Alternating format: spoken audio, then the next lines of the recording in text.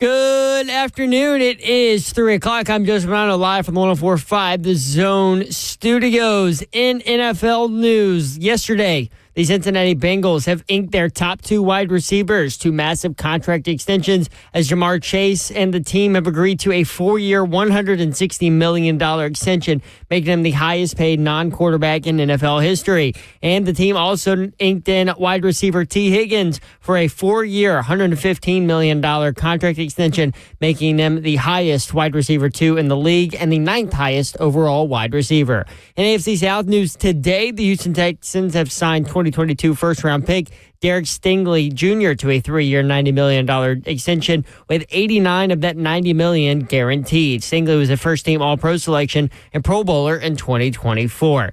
In college baseball news today, we have a new number one in the country as Tennessee baseball is the unanimous number one across all the polls after a 3-0 sweep of top 10 Florida this weekend. That increases the Vols' win streak to 20 straight games to start the season and 22 straight dating back to last year's College World Series final series. For your foundation repair and waterproofing needs, you need to visit USSTN.com. Breaking news at once on your home for the Titans and Balls. This is 104.5 The Zone.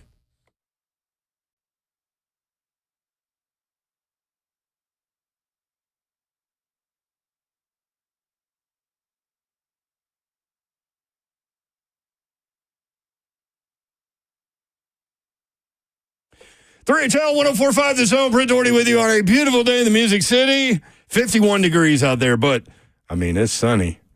Those storms that rolled through this weekend are long gone, and we appreciate you being with us. We've got a lot to get to. Obviously, the brackets are out. March Madness is here, and you can watch the show live, YouTube, Facebook Live, Twitter, and Twitch. Twitch, please. Doug Foley says, why does the Zone hate Memphis? My Tigers made it as a 5 seed and not a peep all day. Damn shame. It's in our notes. We talk about Memphis. We gave Memphis updates all during March. Yeah, don't group us together.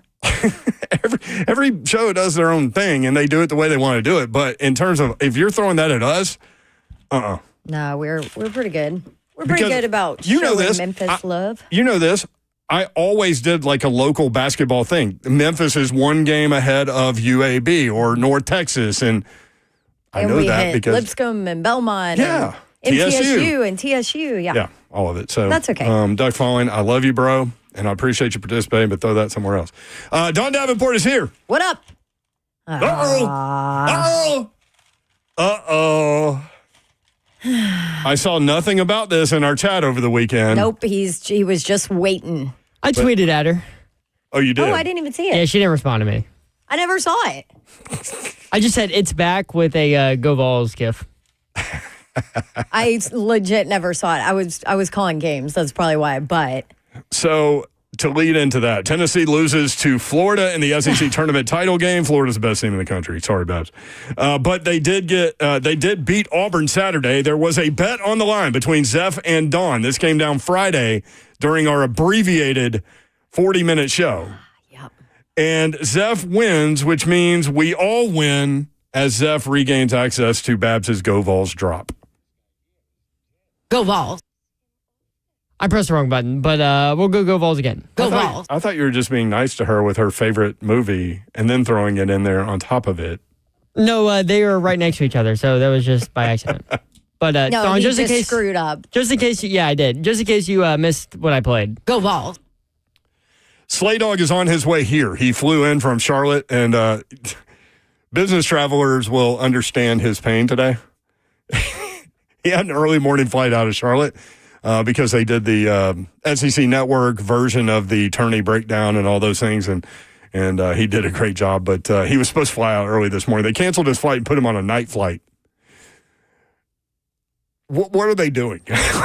what do they expect you to do? Just sit there all day? Like, I almost dropped the S-bomb, but like the crap that y'all deal with flying around all the time? It is. It ain't easy. Being cheesy. You're in green today. Yeah, happy St. Patty's Day. I think, is it Is it Vashon's birthday, I think, maybe? Is Might it? be. I think so. Happy birthday. I think I saw that somewhere on social media. Candy B 91 says Slade needs a day off. He just doesn't take them unless he's going out of town or something on vacation. No, I bet he doesn't have his green on either. I'm about to pinch him. You gonna pinch him? Yep. Zeph, you got any green on? Do you not see this I bright can't green see. You're behind flannel a in here? computer screen. He has an and- obnoxious green plaid flannel on. Oh. Like, I also have green on my shoes. Do you With wear some that green flannel Jordans. just because it's Tuesday at one point, or is it Pretty just much. for this day this year? It's Monday. I know. I'm just saying. Do you wear it on a normal Oh yeah, day? I wear it on a normal basis. I've seen it before. Yes, I 'cause know that today is not. I Tuesday. recognized it before. Because it's obnoxious. Love you, so- Zeph. Slay Dog will be in here, and we'll get into all of the basketball stuff. I will tell you, Tennessee, the 2 seed, obviously in the Midwest, they play the 60th team in the field, Wofford, in their first round Friday at 5:50 at Rupp Arena in Lexington on TNT. By the way, 3HL will not exist on Thursday and Friday. Go. We will be on social media, but we will not be in your ear. Flavor in your ear. We will carry NCAA tournament games here on 104.5 The Zone, so that will happen on Thursday and Friday. Coming up tomorrow, we've got a Cumulus Nashville event over at King's Entertainment. Is that what they call King's Bowl now? Yep. King's Entertainment? It's Kings. In Cool Springs. Zeph goes, I don't know. It's Kings. I think our picture is up in there. Me and you and Mickey. It is. Unless they took it down since the last time I've been in there. We were like right next to Luke Bryan. Yeah, and somebody right I'm next like, to Luke Bryan. One So of you know what- these is not like the other. Right. Luke Bryan takes people in there and like, look, I'm on the wall next to, I don't know who these people are. He knows who we are. He's listened to our show before. I'm just kidding. I know. He's a big Georgia fan, big sports fan. A lot of those guys are. A lot of those country singer dudes, and especially people in the music business, in the music industry, Are big sports fans. big sports fans, and do listen, and we appreciate you guys. I Shout saw out to the Morgan music Walling industry. courtside there watching his Vols. He was? Yep. That is definitely true. Vols Did are you see favored by 18.5 on Friday. They will get when they win. Are you good with me saying that, Seth? I know you're kind of weird about stuff like that. They have this guy on Wofford who shoots granny shot free throws. Yes, I know. And I've got this like really bad It's nightmare. amazing. I've got this bad nightmare in my head is that he's going to be the tournament Zeph, Cinderella. Zeph, stop. Zeph, you saying stuff like that and putting it out there is way worse than me saying Tennessee will play UCLA or Utah State in the second round. Like granny shot Like Like- free underhand, throws like at the end of the game to clinch it for to Wofford. You see that coming? Like there's 15 Thanks, seconds left, and he puts up the granny shots to take the lead. Wait till you see what I do with Auburn here in a second. Oh, I think that is a crappy opponent for Auburn, like for the number one. You don't even know who you're playing yet. No, but Oh, you're saying I'm second round. looking- 8-9 game? Sorry, looking ahead. Who do they have in the 8-9 game? They have Louisville or Creighton. Yeah, Louisville much better now than they were at the beginning of the year. exactly. That's and- exactly my point. I have so many notes. They just wanted to send them to Lexington, right? Isn't that weird? No, that's you knew exactly what they're doing. Louisville here. And there's going to be a ton of Louisville fans there. Here are my notes on Louisville. Louisville is playing in Lexington in Rupp Arena. That is really funny. The Cardinals have 19 more wins this year than they did last year. 19. They're in the tournament for the first time since 2019. And if they win, they get Duke. Oh, they get Auburn in round 2. I wrote down Duke. Why did I write down Duke? They get Auburn in round 2. Anyway, there's so many nuggets with regard to the NCAA tournament. We'll work through them. Again, Tennessee, should they win in the first round and beat Granny Shot Guy, the Vols favored by 18.5. They would get 7 seed UCLA or 10 seed Utah State. Utah State, a popular upset pick. If you watched yesterday, UCLA favored by just 4.5. Tennessee could get Kentucky in the Sweet 16. I'm sure you noticed that quickly, Zeph. And Yeah. got your VBS Of course going. he did. that's I like the draw that the Vols got. That is the one team I didn't like in Tennessee's portion of the bracket. Seemed to be their kryptonite twice this year, very handedly. Taylor says Granny shot free throw late for the win would be comedic gold. That would be all over. Seriously. Sports Center and everything. I mean, my man is can't the you one just and one. see it? And Zeph would just be on the floor. So 2 years ago, it was I don't St. know that Peter's. Tennessee fan, like as much as Tennessee fan has gone through, would get over that. Granny shot guy beats No. Tennessee. No. At the buzzer. So, like, March Madness always produces these guys. So, like, 2 years ago, it was St. Peter's and Doug Edert for the Peacocks, who took down Kentucky.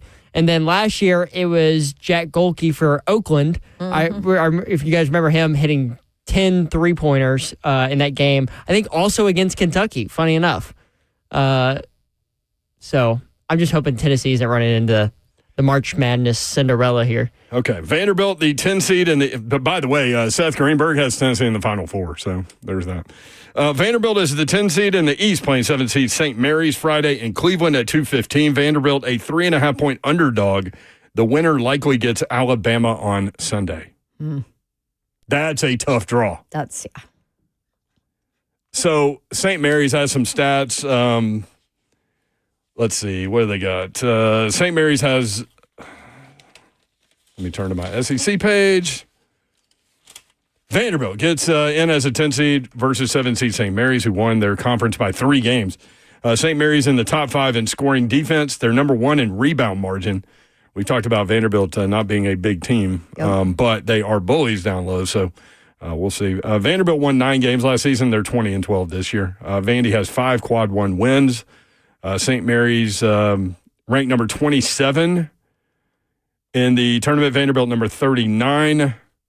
So those are some notes there. Congrats to Lipscomb earning their second tournament berth ever. They are the 14 seed. Ever? Yeah. Casey Alexander got him in 2018, I think. I didn't realize it was ever. Ever.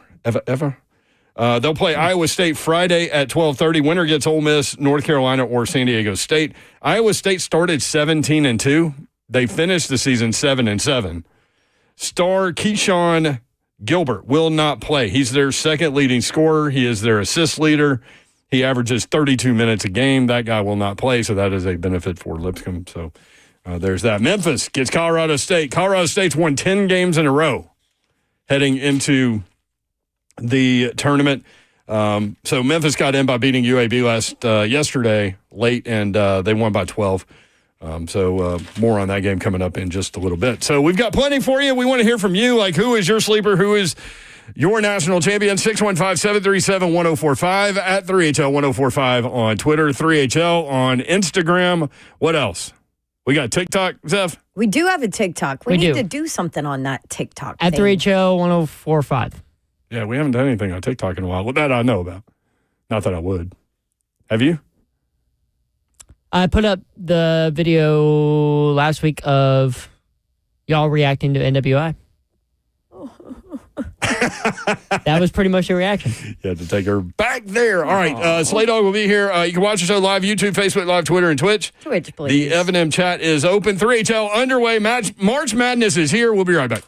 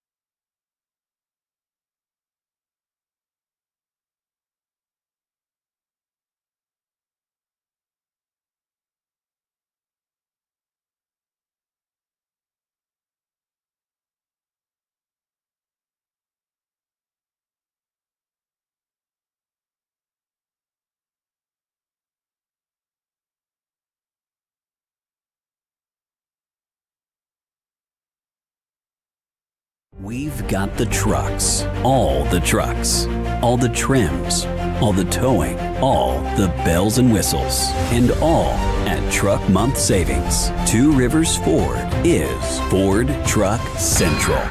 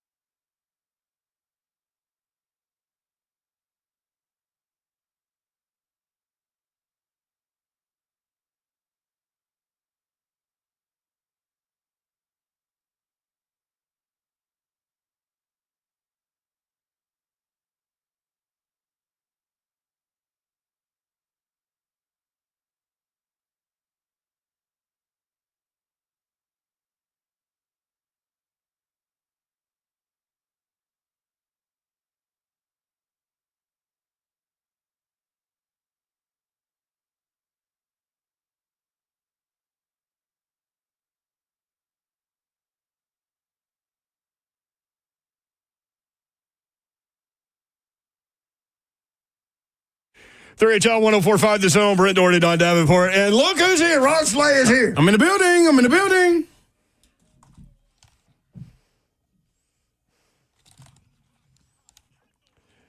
How many hours do you think you've spent talking about and preparing for college basketball discussions in the last few weeks? Probably that's it. Light, about 9 hours out of the day.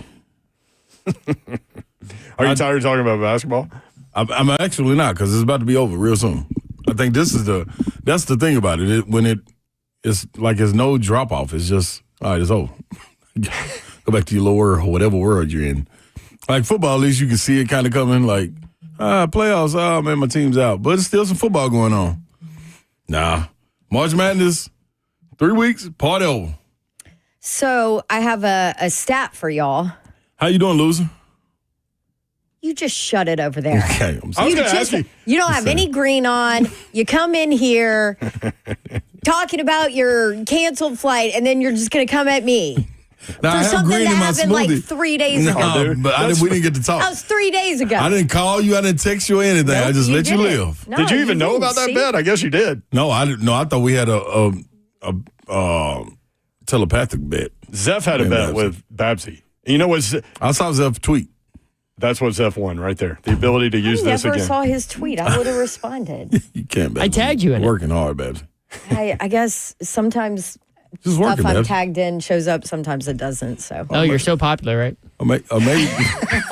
Wow. Here maybe we go. I just have you muted. Maybe, but guess That's what? what I was about to say. Like, but I wanted to, wasn't gonna dog. Also, there's no green in that smoothie. It could not be There's more absolutely, purple. absolutely spinach and avocado in there. Well, I'm glad that there They put is, it in but first. that is purple. They put it in first, so which means I'm drinking it, which means it's in my body. Okay. All right. Here's my stat, loser. Your rationale is amazing. March Madness could Just saying. potentially cost U.S. economy up to $20 billion due to lost That's what I'm talking productivity survey. Well, That's I mean, what I'm talking about. you heard me in the first segment. We're not working Thursday and Friday. I love it. Yeah, everybody, they need to shut the world down. Everybody just go watch basketball. I want to know how many, what percentage of the people listening to us right now were like me when they were kids? I magically was sick on Thursday and Friday of the first 2 days of the tournament. Were you? Oh, yeah. Every year. I don't know why my mom didn't clue into that. Now, something is going around right now, guys. You can, you can hear it in my bet. voice a little bit. And she'd go to work, and I would set up Nerf basketball on opposite ends of the room and just be shooting while games were going on. And she never figured it out. No. She'd let you Does your slide. mom listen to our show? No. That's what I was gonna say. I would say it right in front of her, though. What? I'm 51 years old. Who cares? What you gonna do now? Yeah. Hey, Take my listen, video mom game is from still in charge. is I don't very care true. how old you are. It's true. Let's get your take on the SEC tournament while we're here. And as we start, you and Damian Fishback came and did the show on Wednesday and sat down and said Florida's best team in this tournament. It's no question. You There's got no to say question. that. I mean, there's Are no they the question. best team in the country They're the right best now? team in the country and the hottest team in the country. And you just got to look. Does that momentum carry, though? Yes, I think it does because this is the thing. You're peaking at the right time, and you've been able to see this for about a month now. Yeah. If you watch, but there's so much going on. They still kind of under the radar, so it wasn't on the national stage. You got to see it on the national stage with the SEC, with ESPN covering. It was like, whoa. And spot for spot, I think that's where you get them. The depth that they have and the way they play. They play like they are trying to win something. Like it's no plays off. Everybody, the bigs from the center all the way to the guard. And then when you look at the size of the bigs, when you're in front of them, it's like, whoa. I ain't seen nothing like this. 2 7-footers. Chinaloo, hand locked and comes off the bench. Then you got 2 6'10" guys. Alex Condon, who starts with Thomas Houck coming off the bench. And they can play all these guys together. I don't like either one of those. Like, they are tough. I know they are. That's part So of why I don't like skilled. them. Shoot the 3 ball. Also, can they get a haircut, please? No.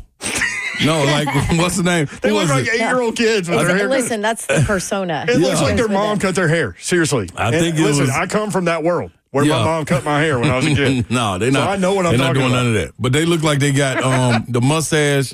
I think it was Houck who was growing the mustache. He said he cut it. His mom made him cut it. So to your point, his mom made him cut it. He was like, I'm not cutting it no more. And he was out there cooking. Here's the thing about Florida, and we all know their front line, and that's the toughest matchup when you look at whoever Florida's going to play. Whoever they play is going to have to deal with that. But the timeliness of those tough threes, contested threes that those guards make, Yep. like Tennessee would get oxygen and get back in Yep. it. And then here's a 28-footer right before halftime. Right. That turns a 6-point game into 9. That is a huge difference. And it could be by anybody. One of the bigs. It could be by Aberdeen coming off the bench. It could be by arguably the best guard in the nation right now, the way he's playing, Walter Clayton Jr. Like, they loaded, man. And Todd Golden, they reflect how he thinks.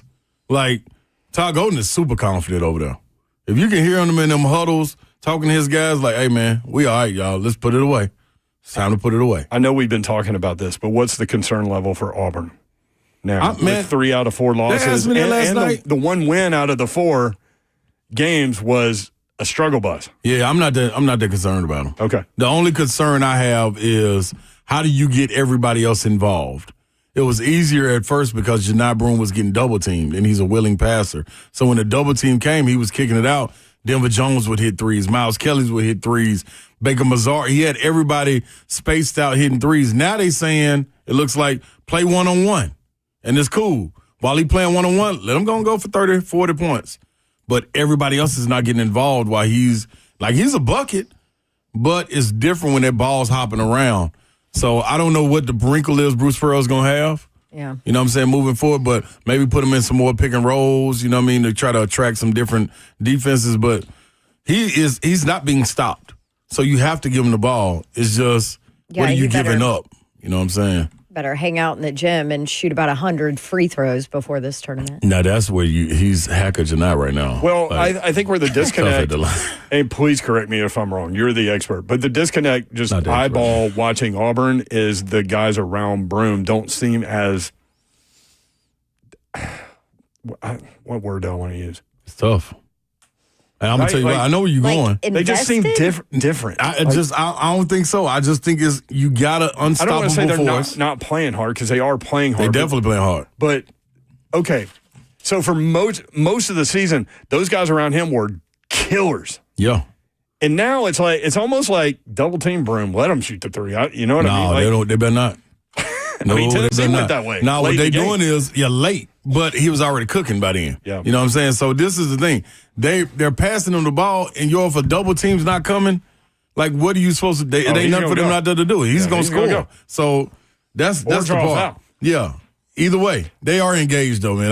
They still tough. That was a good one. That was the word I was looking for. I said invested. Yeah, they are invested in it, too, though.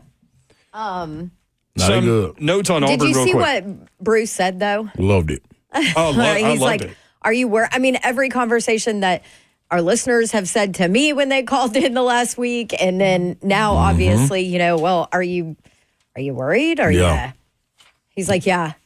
Yeah, what did he say? Yeah, he was so sarcastic. Yeah, I'm worried. We lost to Alabama. Alabama, Tennessee. Top 10 teams. And Ole Miss is very good. Come on, man. He was like shaking his head. This is what he said, if you guys want to hear the audio. Yes. Yeah. Do it. With questions for Coach Pearl, if you'll raise your hand, we'll get one of the remote mics to you. Let's start in the way back on the left. Was it the first question? Coach, I asked Jenna the same question. 3 of the last 4. Is this kind of a flush it, move forward? Is there panic at all? What do you look at with this? Man, I'm really glad you asked me that question.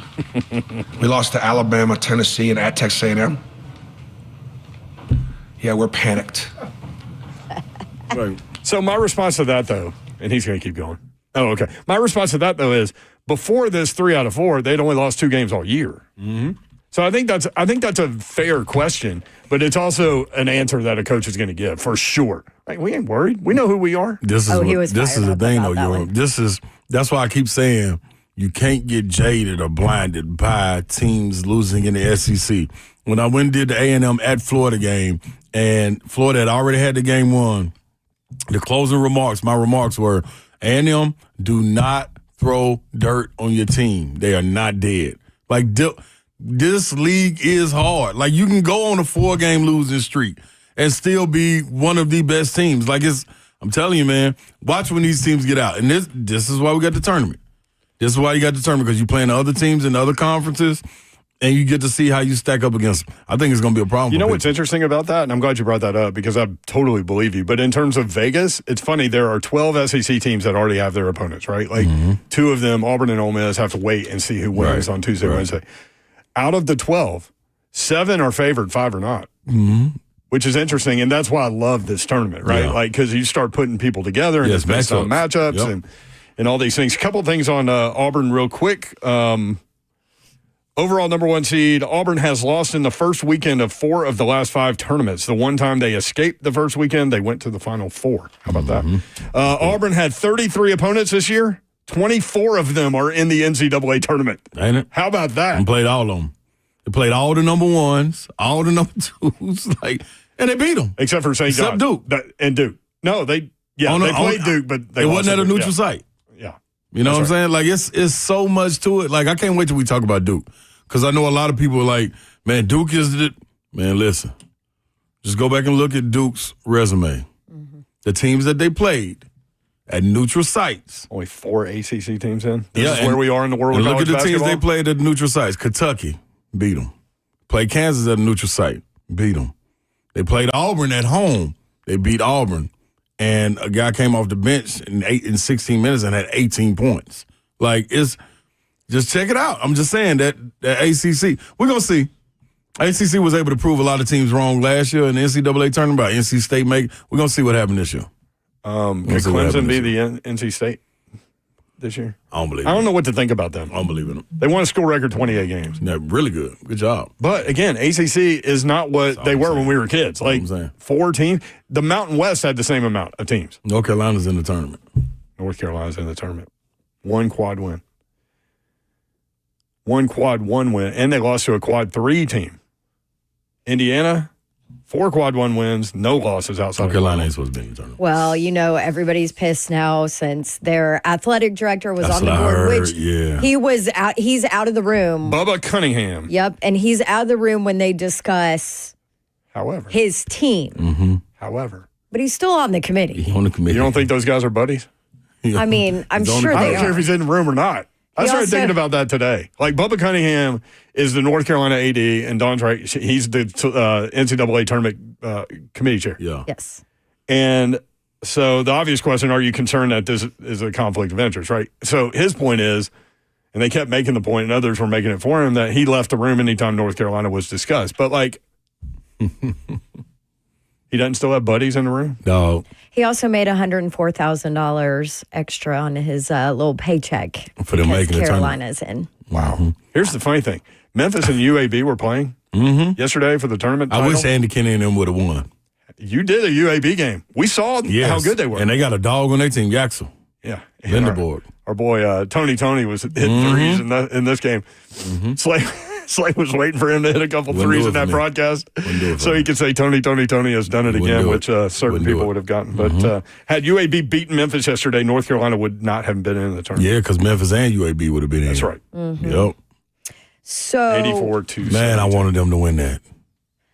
Allegedly as well, I guess not really allegedly, but the governor of West Virginia will I believe it happened earlier today, making an announcement regarding action against the NCAA and the tournament selection committee. Yeah. Legal action they are taking because West Virginia about it. Let's be real. He went off. That dude Nobody might have something with Carolina, right? He went off too. Well, yeah, maybe he does. I mean, West Virginia was the first team out. So that's where that's coming from. Hey, dog, that was wrong. Also, he's doing this to get votes and all that stuff. That makes sense. Yeah. AP number 1 team in the last poll going into the conference tournaments has only won it all 3 times since 2000. Duke in 2001, Kentucky in 2012, UConn last year. The team ranked number 1 going into the conference tournaments was Duke. Duke is good too. Speaking of Duke, the first time Duke has won the ACC regular season and tournament titles in the same season since 2009 and 10. They also won the national championship that year. Duke is the first team ever to lead the ACC in scoring offense and scoring defense. Yeah. They say Cooper Flagg going to go. It's Cooper funny. Flagg's a dog. It's funny how Shire answers those questions, though. He's like, we fully expect him to be on the floor and blah, blah, blah. He going. Ain't no ifs, ands, or buts. Everybody that a little Toradol shot. Yeah. Everybody's going. 615-737-1045. You want in? Trent in Nashville. Trent, what's up? Hey, I got something for you, Babs. All right, I'm going to steal a line from Reese. Ron Slay, you with me? You better know it. All right, listen up. Babs, did you watch the Auburn game? I did not. She was doing high school basketball. All right, well, check this out. So Broom, he was guarding Zeke, and he was whispering to him, I can guard. And then Zeke crossed him up for a layup. Well, first Zeke said, no, you can't. And then went by Broom and got the layup and the bucket. And then could have easily been that one, too. Yeah, they were both laughing up the floor. So, I mean, those guys know each other so well. Jeff, you know what to hit. My man just dropped himself. 615-737-1045. What's up, Babsy? I should probably say something because you can't see me roll my eyes into the back of my you head. can. I think everybody heard it. Lee in Columbia. Lee, what's up? Hey, guys, thanks for taking the call. Yeah, man. You guys are awesome. I just appreciate everything you do. It's such a fun time when y'all are on the radio. And Slay, I just love to get on the sleigh ride any chance we get when you get to talk about the Big Orange. But it's like I'm thinking we here. Florida is great. There's no doubt. They're a great team. So. But they were hot. Like you said, that 3-ball was going down. And ours wasn't so much. Tennessee's was, and that can happen in any game, right? And that well, Tennessee was in foul trouble. That was the biggest problem. Yeah, somebody in Florida's pass, they might not be on, and it could happen. There's no doubt it could happen to anybody. We see it every year. The 2 beating a 15, or the other 15 beating a 2, yeah, or something no question. like that. So. Anything can happen. No doubt. I just love the sleigh ride, and I hope the Big Orange, they're on every one of my brackets. I love it, man. That's what I'm talking about. Champion. That's what I'm talking about. Big Orange. Yes. Thank you, brother. We know. 615-737-1045 at 3HL1045 on Twitter. Yeah, Florida has Norfolk State to start things off. Mm-hmm. And then they have UConn, or Oklahoma, two-time national champion, or Oklahoma. You just going to put No. Right, I would, though. I'm going to be real. It's hard being led by a freshman, even though this freshman, Jeremiah Fields, he's different. Man, 29 and 28 back-to-back games. Dog. And he really hit the game-winning bucket until Oway said, no way. All he did was start about 2 seconds too quick. That's it. Quickly. That's all. He went with 8 seconds to go instead of 6 seconds to go. That is all. So, yeah, Florida has Norfolk State, then UConn or Oklahoma, then potentially Memphis. Colorado. Memphis has a tough matchup in that 5-12 game. Colorado State's won 10 games in a row coming into the tournament. Then you've got Maryland, who has the Big Ten Freshman of the Year. Derek Queen. And Grand Canyon, who's led by Bryce Drew, former Vandy coach, 3rd year in a row that Grand Canyon's in. There you know. So, tough little side there for Florida. 615-737-1045. Tristan in Brentwood. Tristan, what's up? Hey, I think Connecticut beats Florida. Louisville beats Auburn. Sorry, Don. Tennessee goes to the Final Four, or Michigan State. Michigan, Duke could win it all. St. John's with Rick Pitino could win it all. Yes. Yes, one of the Michigan schools could win it all. And yes, that's about it. Okay, thank you, Tristan. Appreciate it. 615-737-1045. Speaking of Maryland, Derek Queen is that freshman's name. 6'10", 246. That's what I said. He's a dog. 16 point. Yes, 16. Ain't going to jump very high nothing, but a double-double. Walking. 16.3 points per game, 9 boards per game is what he averages as a freshman in the Big Ten. Tough. Like, they starting 5 is one of the toughest in the country. They just, after the starting 5, it's like, it's rough. I got tournament notes to throw at y'all for days today. 615-737-1045 at 3HL1045 on Twitter. Let's get Isaiah in Hopkinsville real quick. Isaiah in Hopkinsville, what's up? How y'all doing? What up, Zay? Man, not too good. Pretty good. I wanted to ask y'all something, man, and I Slay especially because our draw. We're 2 seed. We deserve that. We deserve there. We got close by location, but it's Rupp Arena, man. Wait, are you worried about some kind of mental block there? Man, I'm always thinking about the mental stuff, man, because it's a part of the game, So it's Rupp Arena, and where's the referee crew coming from? I mean, that we don't winning 2 straight games in Rupp Arena just isn't, I'm feeling the way about that, but I know we can beat anybody anywhere, man. It seems a little weird to me, man. I don't know. Maybe I'm just tripping. I usually don't get nervous before games, stuff like that, but man, something about that, man. Well, it's way more weird for Louisville to be playing in Rupp, don't you think? Yeah. Well, I think Louisville at this point, they're just happy to be back on the scene. They deserve it. Great basketball city. I think they found their coach. We know for the near future, they certainly have. So I actually was a Louisville fan growing up, so that was my team here. But yeah, man, I just wanted to ask, especially Slay, man, what do you think about that, man? Am I just digging too deep into it?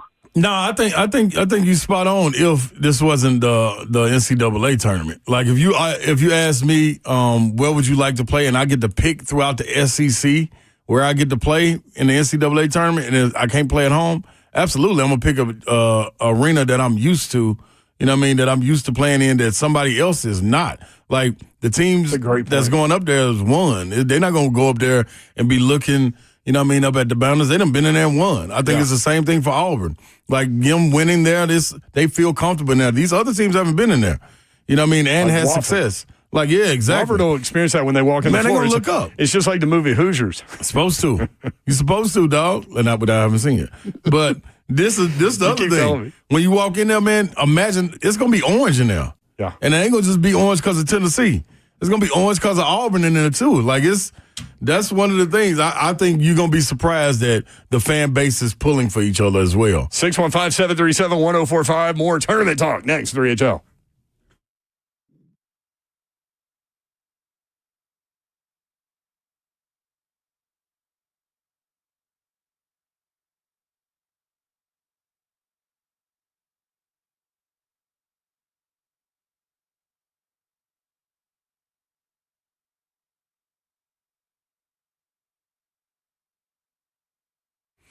Let's go. It's March Madness, and we got something ready for you. What? It's game day.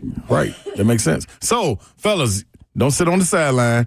Right there on the side of the bed wondering what's going on in the bedroom. Your activity is not up to par. Well, I got something for you. GameDayMen'sHealth.com is where you need to head to. Give them a call or text 615-898-9367 while you're sitting right there on the side of the bed trying to get it all together. Erectile dysfunction can hit you, and that's probably with testosterone levels being low. 1 in 4 men over 30 have low testosterone levels, so get in shape. Yes, get in order. All of this, you can get to the gym, get ready, and always perform the way you know you can. Ain't that good? I mean, I'm in the game, coach. GameDayMen'sHealth.com is where you need to head out. And if you want to be in shape by summer, you need to get started right now. It's real simple. 2 locations, Green Hills or Hendersonville. 15 minutes to let you know your levels, and don't put this off any longer. Call Game Day or text them. You have nothing to lose. While you're waiting, pick up the phone, 615-898-9367. GameDayMen'sHealth.com. USS, keeping homes dry and stable, online at USSTN.com, or call them 615-488-7855 if you have any questions. When it comes to large home repairs, a lot of times we homeowners pretend that we don't see the warning signs. We are afraid of what we're going to hear. This is especially true with waterproofing and foundation repair. Could be something big that needs to be fixed. It could be a small problem now that will become bigger, or it could be nothing at all. Bottom line, we don't know, and we certainly don't want to be sold something we don't need. We need peace of mind. And United Structural Systems is the company to give that. More than 25,000 100% satisfied residential customers. Here's how they have made that happen. When USS comes out to your house, you're getting problem solvers who provide peace of mind to their customers, the homeowner. You're not getting someone who is worried about meeting a sales quota or upselling the next big thing, but someone there to educate you and help you understand what's happening with your home. At USS, their only measure of success is how satisfied the homeowner is, not a closing ratio. This is a company who cares, and the company you can trust. They guarantee their best. Homeowners trust USS. USS, keeping homes dry and stable. USS, we guarantee our best. Call USS at 615-488-7855, online, USSTN.com.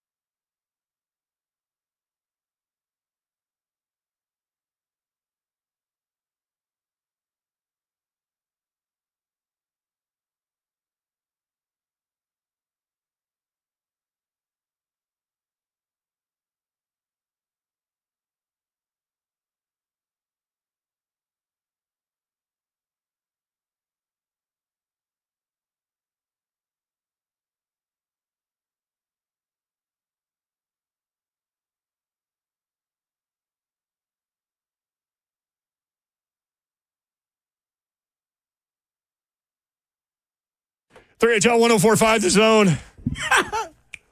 Do we need to take a little health check on Travis Harder with his Indiana crew getting left out, second team out? Oh, my gosh. No, the good thing, he should be happy. Guess what arrived in the mail today? Something to send some money. An Auburn vest. Oh. For him to wear because his team is not in. So if one of y'all's team is not in, you wear the other? Mm-hmm. Okay. Wow. I know, bless his heart.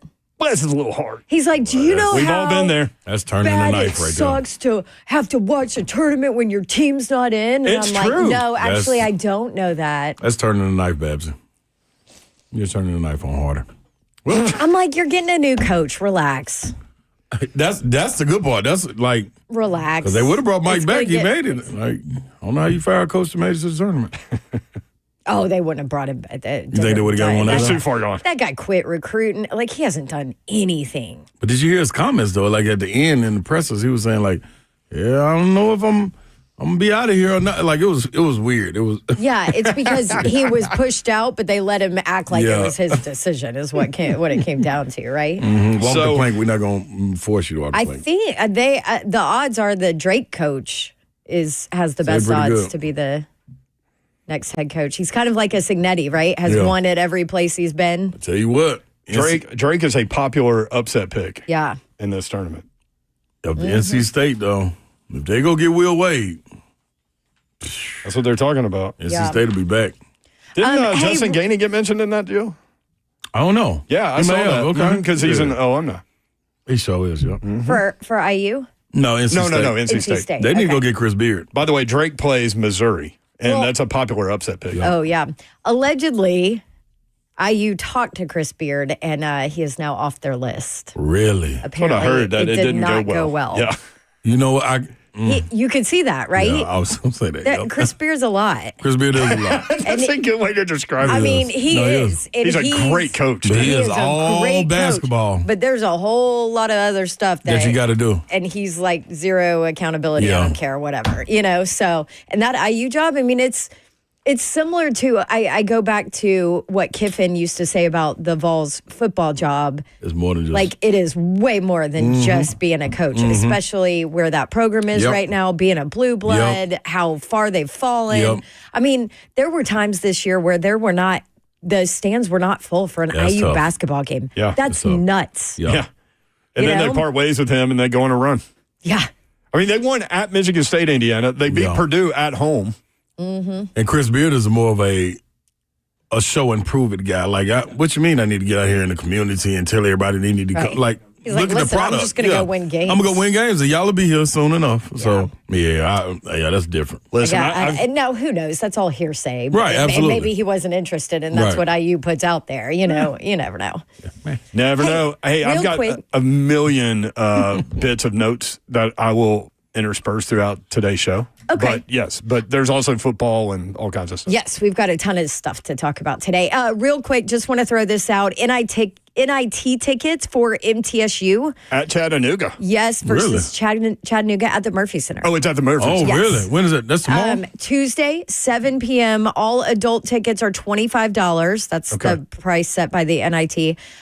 Their general admission, early birds get the best seats. Tickets for ages 2 to 17 are $15, and you can buy them online, goblueraiders.com/tickets. I love that you said that because on the Yes. bracket, they have MTSU on the top line and Chattanooga on the bottom line, which So you usually would means think it would be at Chattanooga. That's Yeah. right. Yes. So So I'm there glad you you go. said Thanks, Chip, for sending the info over so you can go watch some good basketball over Chip there. does a great job.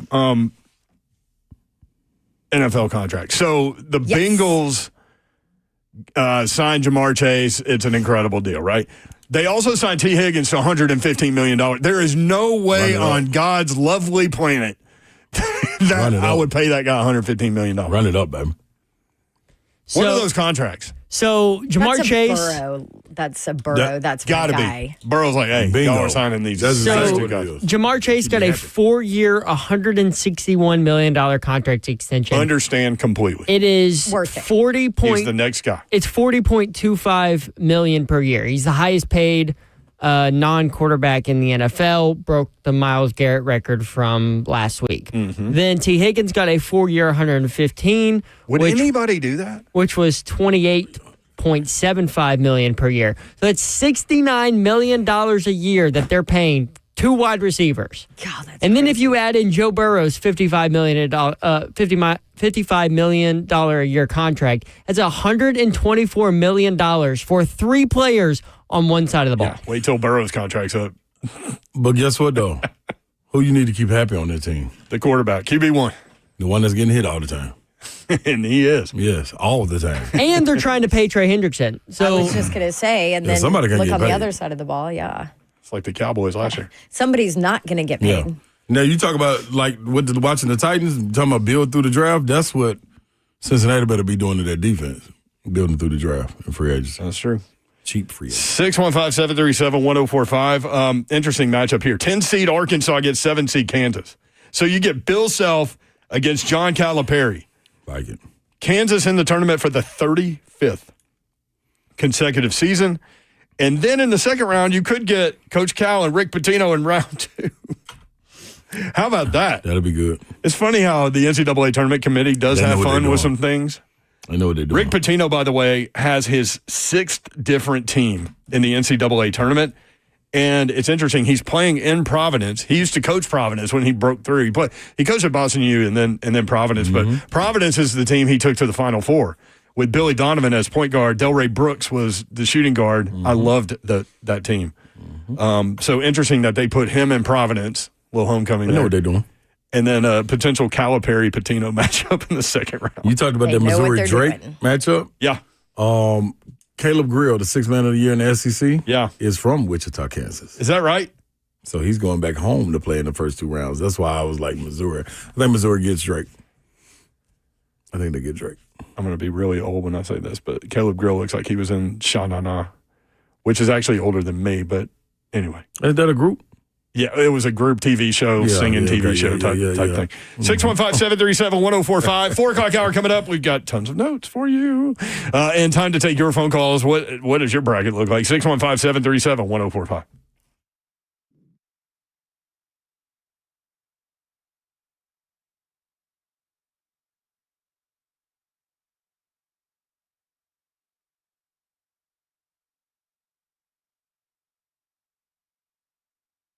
Want to tell you about my friends at Gupton Dodge Chrysler Jeep Ram. They can and should be your friends as well. Whether you're looking for a car, truck, SUV, or Jeep, new or pre-owned, these are your guys. They will get you taken care of. Just tell them what you're looking for. Whether you need something with more room, maybe you need something cheaper, Gupton Dodge Chrysler Jeep Ram is there for you. And they're ready for you. Ken Gupton, Daniel Gupton, their crew, ready to listen to you. And they'll point you in the right direction, get you in a test drive, go inside. They will help make the numbers work, and it'll be that easy. 24 West or Clarksville, exit 35 is about 9 miles outside the city. Beautiful drive into the best vehicle buying experience you will have ever had. Gupton Dodge Chrysler Jeep Ram. I've bought multiple vehicles from these guys. They're awesome people, and they will do you right. That is for sure. 3450 Tom Austin Highway, just 30 minutes from downtown Nashville. Check them out online. GuptonMotors.com is the website. All the dealership information is there. Address, phone number, inventory, new and pre-owned, all the deals they have going on in the month of March right there online. GuptonMotors.com. That's Gupton Dodge Chrysler Jeep Ram. Pella Windows and Doors of Nashville. You need replacement windows. You need replacement doors. You're building a house. You need new windows. You need new doors. Or maybe you're adding an outdoor area that you want to close in and you need windows. Pella Windows and Doors of Nashville can do every single bit of that, and they're going to do it really well. I can speak to that because I'm also a customer of Pella Windows and Doors of Nashville and would love to recommend them to you. Couple of ways you can get a hold of them. One, you could just stop by one of their 2 showrooms, which are a lot of fun to browse all the windows and all the doors. You can pull different things out and push them back and see what you like or what you don't like, what would go with your house. And you can do that in Franklin at 277 Mallory Station Road, or you can also do that in Hendersonville now, 256 East Main Street, 2 different locations, same great staff, Pella Windows and Doors of Nashville. You can also also just hop online and schedule a free consultation. Check out the Dawn deal they have going on for March. Just ask them to give it to you. They'll take care of you. Go online at PellaNashville.com.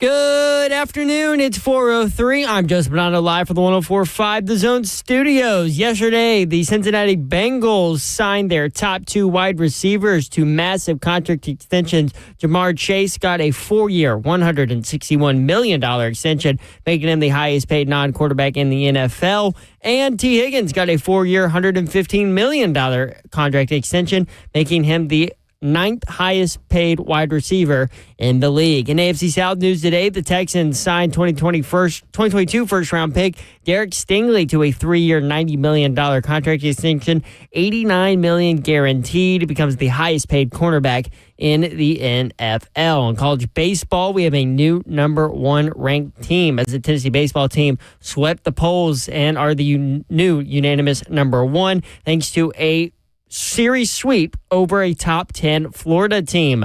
That is 20 straight wins to open the season and 22 straight games the Vols have won dating back to last year. For your foundation repair, waterproof needs, you need to visit USSTN.com. Bring news at once on your home for the Titans and Vols. This is 104.5 The Zone.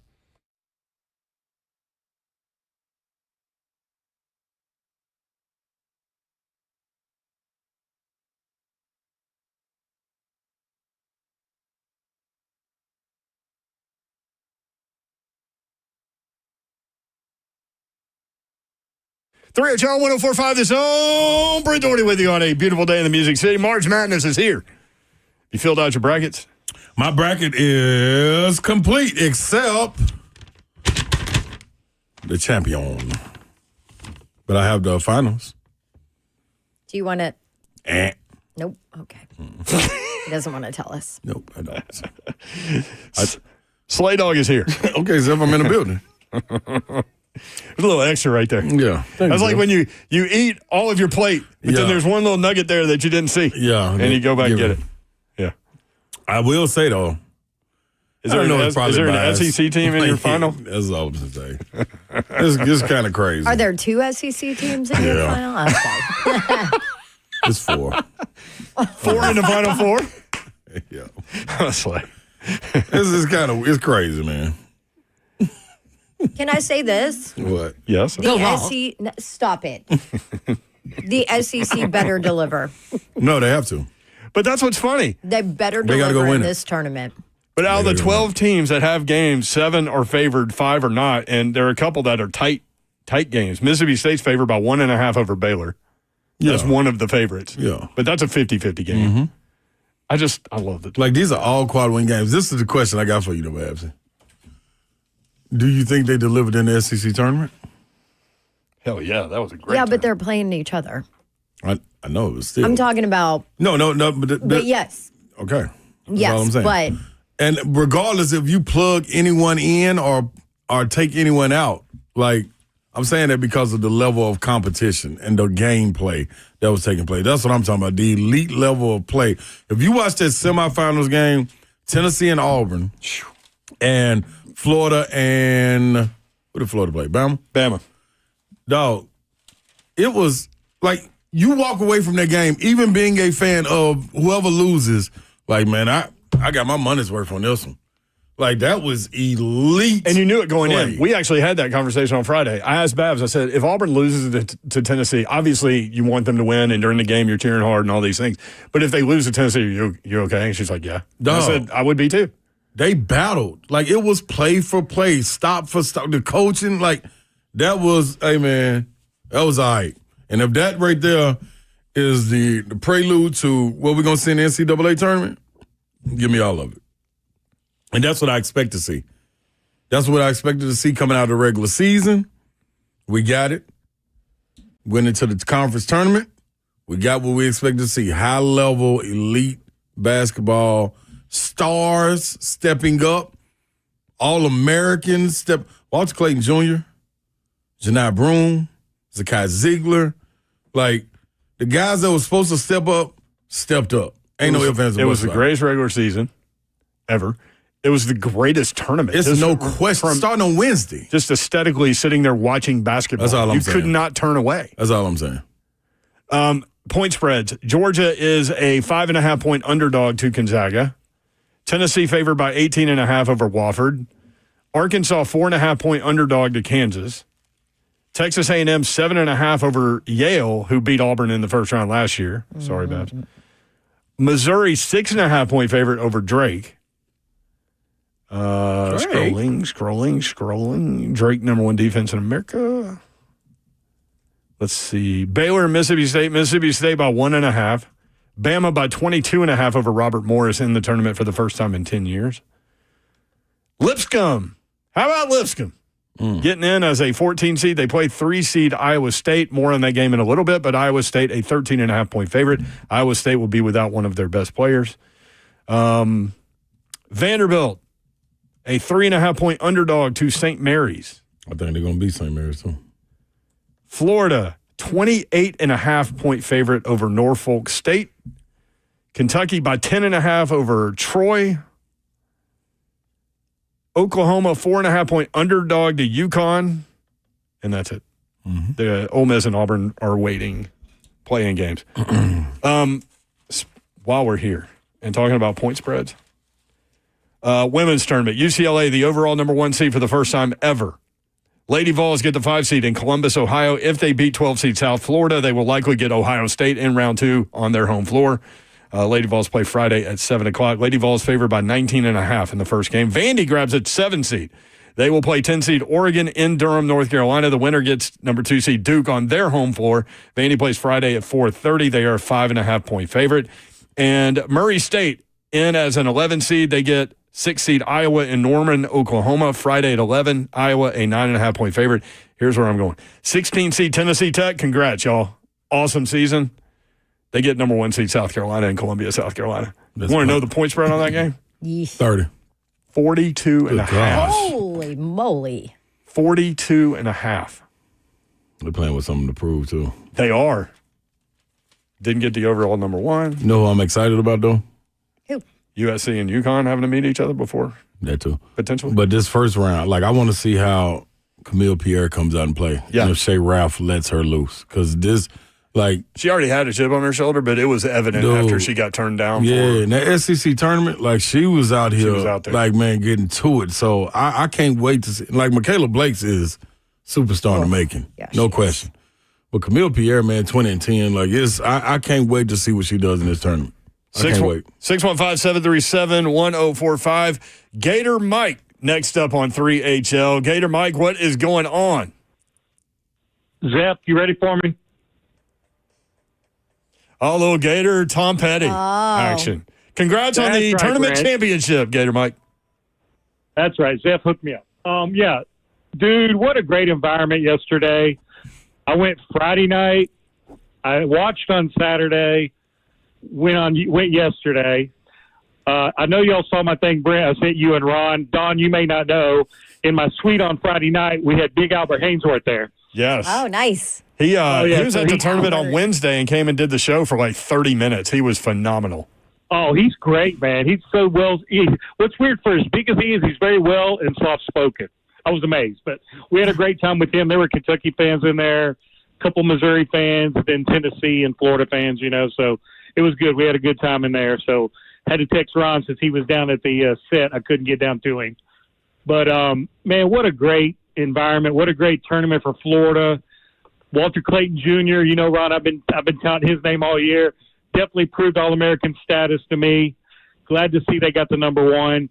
We can talk about the Joe Lunardi crap of another thing. Florida should have always been a number 1, even if they would have lost to Tennessee yesterday. Because, Dawn, your team – losers 3 out of the last 4 and have a worse record than Florida. And Florida beat them head-to-head in Auburn, but yet they're still the overall number 1 team. When's the last time the overall number 1 seed lost 3 of the last 4 games going into the tournament? That's the problem. It's supposed to be about the body of work, and Florida's not even close to them in quad 1 wins. That's right. Not even sniffing it. Tell them, Slay. What is it, 16? Which is a record. Hey, listen, as Bruce said, we're really panicked. Yeah, it's not even close. That's the problem with North Carolina getting in. If we're looking at body of work, what do we? It doesn't fit. We talked about it from February. One win and quad 1 win. Exactly. Pitiful. And they set a record. One, we talk about this for the college football playoff too. You use one measuring stick for explaining why one team is in or not in, and then you use a different measuring stick for why they're the number 1 overall seed. I mean. It's bunk. The one thing North Carolina has because humans. is, and They're a this blue is blood. well, their name. The other thing, and this is what they keep touting, is the 36 net ranking. Yeah, come on, man. That's what. But here's the other thing too. I'm like, okay, give Auburn the number one based on the whole body of work. No question. What is Houston and North Carolina? North Carolina. What is Houston and Duke done that's better than Florida in our body of work? Slay, come on. Nah, but they just haven't fallen off. That's the thing where they started. You guys have climbed to the point that where you got the number one seed. They were already set in stone and never relinquished it. Everybody's picking Florida to win it. Yeah. So it's a tough place to be, Mike, unless you want to be hunting instead of the hunted. Mm-hmm. Yeah, no, I'm just saying, because it's like, Duke, you're in a down ACC. Obviously, you aren't going to fall, but it's like, to me, if I'm on that committee, I'm looking at overall, like your talent. Like we said, the gauntlet of the SEC tournament, that's why I'm glad that they did the right thing with Texas and got them in the main tournament. So that was the big thing. But, overall, like y'all said, it was a great environment, great tournament. Glad to see Florida obviously come out on top being a fan. But, the whole environment, the city did a great job. Ron, you all did a great job on SEC Network. I love the college game day thing yesterday from outside on the plaza. It was just great all around. So, yeah, the whole thing was incredible. All the way around. You're right. crediting everybody and everything. It was fun, that's for sure. Thank you, Mike. Well, always Appreciate great to talk to y'all. I had to get my takes off. I had to do that after that championship. So, and I'll let y'all have the sweep of baseball. It's early. 615-737-1045. It's early. Well, Tennessee looks his so good basketball in team baseball. is playing the best ball in the country. He can. Yeah, but he can live in it. Tennessee just smashed a top 10 team. 20-0 to start the season. It's the best start to a season by a defending national championship since 1997 LSU. And it's 22 straight wins, by the way. They're 2 wins away from the SEC record, or from tying the SEC record for amount of wins straight. Who do they play next weekend? Alabama? They play Alabama at Alabama, who is only got 1 loss, so they're 20-1, and they're a top 15 team, number 12, and they're probably one of the hottest teams in the country now. Same thing in baseball. This SEC schedule, man, it's going to be a grind. It's serious. It's all been made up to do this. Softball, gymnastics, all of it. 615-737-1045 at 3HL1045. More on the tournament, obviously, during the course of today's show. We've also got Adam Schefter talking about the number 1 pick. It's coming up. Stay tuned. 3HL1045, The Zone.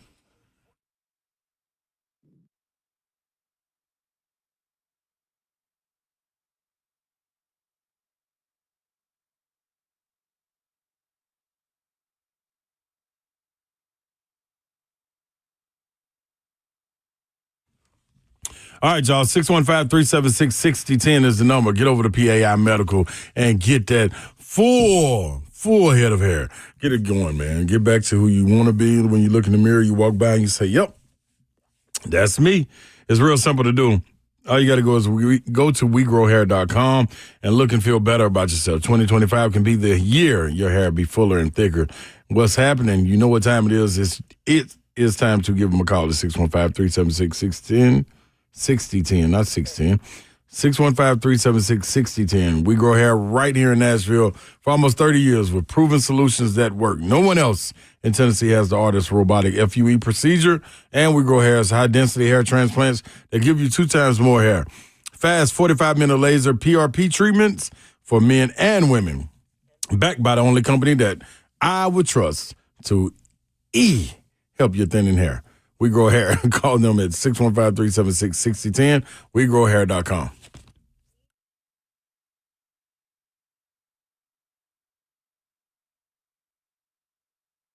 Whether you're a homeowner creating your dream space or a pro managing multiple projects, discover a new way to shop at Ferguson Home, where great ideas become stunning spaces. Ferguson Home is designed for the way you want to shop. Explore the best selection of bath, kitchen, and lighting products online, or experience items firsthand in one of our showrooms. Our experts offer personalized support every step of the way. Bring your vision to Ferguson Home, where it all comes together. Shop top brands like Visual Comfort or find your local showroom at fergusonhome.com.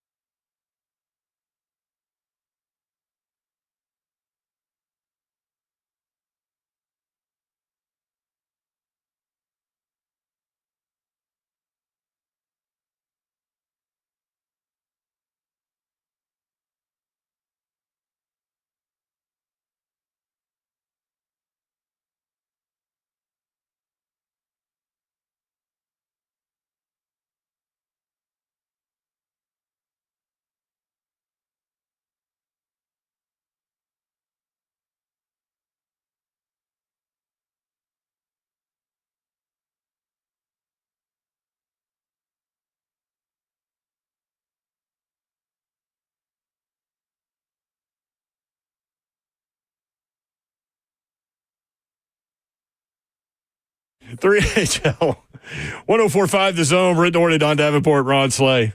Representing Oak Hill over there? Absolutely. He was in Morgan Wallen? Yeah, he was there. He was sitting courtside of the Auburn game. Front row. Mm-hmm. Tennessee fan. Yeah. Go Vols. He was also Thanks, there Babs. the day before. Oh, was he? I didn't see him there before. Okay. Yep. Yeah, that's what I'm talking about. Kevin from The Office was there, too. I heard. saw I saw the little social media post. That was so random. He's a Georgia fan, and then he picked the games wrong. He said, both tomorrow teams. it'll be Alabama and Auburn playing for the SEC Yeah, championship." both of them got exit. I'm like, sorry, bro. I know somebody picked the right. Who? You? It's going to be a vitamin C all orange finals. I love it when you do Cousin Eddie. I mean, you do a little gunshot. That's it, Clark. 615-737-1045. An 11 seed has won a first-round game in every tournament since 2005. If you haven't filled out your bracket. An 11 seed is one of what? 11 seed over 6. An 11 seed has won a first-round game in every tournament since 2005. What are all the 11 seeds? Here it is. Who are all the 11 seeds? 6 seed BYU is a 2.5-point favorite over 11 seed VCU. Illinois, we don't know yet because they get the Texas Xavier winner. I got that one already. Which will be a good game. Texas.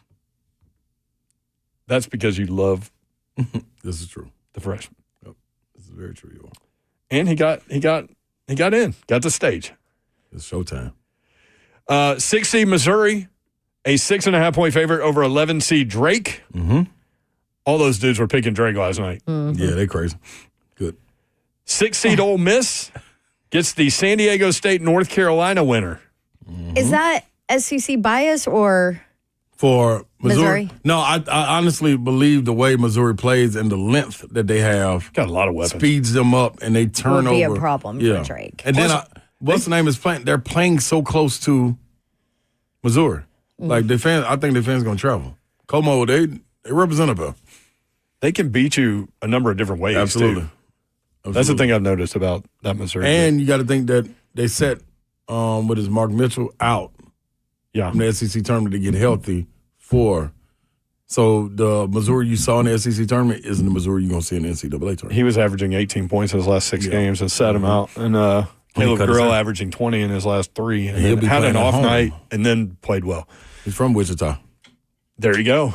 So those are the 6-11 games. Do you have any 11 seeds winning? I do. I got VCU beating BYU. Okay. That's why I encourage people, even if you're not a sports bettor, look at the point spreads before you fill out your bracket, because you see 6 and 11 and you think one thing, but then you see BYU as a 6 seed is only a 2.5-point favorite over the 11 seed. Might be worth taking. So we need a parlay. Is that what you really saying? Yeah. I knew that's what you were saying. I know there's going to be parlays involved in this. Oh, it's going to be a heavy parlay month. At least one 10 seed has knocked off a 7 seed in each of the last 16 tournaments. At least what? At least one 10 seed has knocked off a 7 seed in each of the last 16 tournaments. The 7-10 games are, and I know where you're going here, St. Mary's, a 3.5-point favorite over the 10 seed Vanderbilt Commodores. You get Vanderbilt in the second round. Vandy. Yep. 7 seed UCLA, 4.5-point favorite over 10 seed Utah State. A lot of people picking Utah State in that took one. Mick Cronin on that one. You took Mick. 7 seed Kansas against 10 seed Arkansas. Kansas by 4.5. I know where you're going there. I took Arkansas in it. I think I could pick your games for you. Probably good. Especially involving SEC team. 7 seed Marquette against 10 seed New Mexico. Marquette favored by 3.5. So all of those games are pretty tight. Took Marquette. All within 5 points. That's a good little stat right there, you I told you I was full of it. I mean, full of them. You're full of it. 615-737-1045. Cody. Slip. Yes, Cody and Lebanon. Cody, what's up? Hey, guys. I actually wanted to ask Slay a question. So, what do you think that the ceiling for Texas is in this tournament? Because as a local Texas fan, a few weeks ago I would have told you that I didn't believe in the team or Rodney Terry, but I think the switch to putting Tremont to the one and letting Jordan Pope play off the ball, it actually has kind of given them a little bit of confidence and changed their dynamic a little bit. I'm actually feeling a little bit better than I would have been a couple of weeks ago. And you should. You should. I'm going to tell you why you should be feeling better, too. The additions of, like you said, Tremont Mark and Trey Johnson both can close the game. Being able to put Pope on off the ball, who is a guy that scored 40 points. Anybody can score 40 points in any game in college is a dog. Also, Arthur Kaluma is a mismatch. But outside of those guys, those are the main guys. But Kent and Shedrick, what you've been getting from them, the growth that they've shown to this point in the season is huge. And then you got to have an electric guy that you coming off the bench that can change the momentum of any single game. And y'all got that. Y'all got that in Kendall Weaver. Kendall Weaver coming back was the biggest addition for Texas that they could imagine or hope for. They have a much better record if Kendall Weaver wasn't hurt for the majority of the SEC season. You and Fishback were talking about him on Wednesday on our show. He's different. All you got to do is watch him. Like you ain't even got to know who he is. If you just say, I'm going to go watch, if I tell you what to look for and I tell you go watch the game, I guarantee you come back raving about Kendall Weaver. Even if he only has like 6 points. He's 6'4", but he's going to give you super athletic, going to defend, can knock a three-pointer down like, it's kind of tough, but when the moment presents itself, he can stretch the floor and knock it down, but his energy that he's bringing is something that y'all don't have. Texas, they didn't have without him. So Kendall Weaver is all you got to do is listen to Rodney Terry talk about him. Mm-hmm. And like they miss him. And listen to Slay talk about Trey Johnson all year long, 19.8 points per game. Interesting, Xavier is a 2.5-point favorite in this game. They have one quad one win. Mm-hmm. So that's the kind of matchup where you see Texas going through the gauntlet of the SEC. They're not going to be surprised by anything. Yep. And it's in the styles. And I know Xavier's good, but having to deal with Trey Johnson, not something they normally see. No, and a healthy Tremont Mark. Like, you actually have guys that can open the game, and you got two guys that can finish the game. And Shedrick, I'm telling you, man, like, this is Texas. I got Texas. Where I got Texas going, Slay? Slay got him going to 16, man. I could totally see you walking around your house with no one there doing this. Yeah. Where you going, big dog? Slay, what do you want to eat? Yeah. What you going to do, big dog? This is your favorite time of year, isn't it? I love this. I love this. Tennessee and Texas matching up in the Sweet 16. UT. Mm-hmm. No Kentucky in the Sweet 16. No, I'm scared of Lamar Butler. I got him beating out of the first round. I just don't know how healthy he's going to be. All it takes is one more hit to that shoulder, and then put him back out. Like Did that you mean see they the have shots no point guard. that y'all had during the game where he was telling his teammates what was going on and their facial expressions? Yeah, yep. And Mark Pope came out and said, like, it was much better than we thought it would be. But, I mean, I think that's just, holding your cards close to your chest. 615-737-1045. Somebody mentioned Reese earlier. Reese and Laura joined us from South Central Kentucky. Reese and Laura. What's up? Reese and Laura. Hey, guys. What's up, Laura? I have a little joke for you. She comes with a joke now. Yeah. She said, sorry, Babs. How do you beat a broom? How do you beat a broom? Ow. With a mop. You can't sweep a wet floor. Get him, Laura. Sorry, bad. That was bad. Sorry, Babs. Where you with me? You better believe it, Reese. How about Trent stealing my line? What he steal, Reese? Oh, yeah, Big Slay. Big Slay, you sure with me. did. Yeah, he did. Sure Yeah, that's all right. Now, Babs, I don't want you to be mad at Laura. I gave her that line while we were drinking beer. Okay, then I'll be mad at you, Reese. Yes. Well, I'm okay with you being mad at me. Now, Babs, I do have one thing to tell you. First off, I like your chances in the tournament of getting to the Elite Eight, maybe the Final Four. But what I didn't like, I heard from you earlier, you said you got a bad draw about getting Louisville. And I think you're right on that, but I also think that's just a fan favorite pick. But number two, if you're worried about beating Louisville, if you're the best team in America, why are you worried about beating Louisville?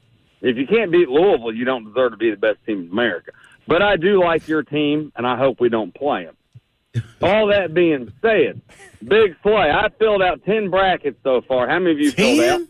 Slay just fills out one. Yeah, man. I just go with one. I go with one and when they go to brackets. Freaking 10. I'm kind of like Reese. I don't keep all 10, but I go through rough drafts. Golly, Reese. Oh, no, I've posted all 10 of mine on Laura's phone. But, and guess who wins all 10 of them? You. Tennessee. Oh. Oh, darn. All 10 brackets, Reese? Well, Okay, I the mean, point in win doing money on- extra brackets is to like get a different champion in there. She's got a point there, Reese. I mean, if I win one time, why not win 10 times? Oh, okay. But actually, isn't Laura going to win if it's on her phone? Well, Mayor, why you always find ways of ruining things? I don't even know how to respond to that. Yeah. I'm good at throwing things like that. I don't know. It's okay. And by the way, you got to be mad at Laura. She called you old earlier. I did not call you old. I'm pushing 50. You said you were 51, and she said, well, Mayor's old. And I said, don't say that about my friend. Ooh. Thank you, Reese. I know. So Laura's done took jabs at both, 2 of the 3. She's done jabbed Mayor for being old, and she's done jabbed Babs for not being able to beat a mop. I mean, I don't even know what to do with her.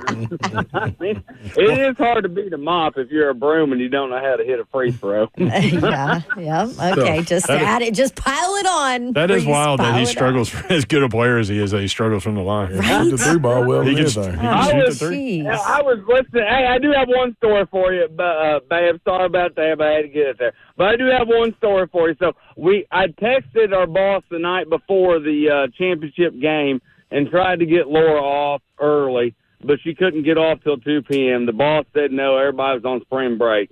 So I'm sitting out in the parking lot. I get off I was supposed to get off at 11:53 a.m. The game starts at noon. So I make a bunch of excuses.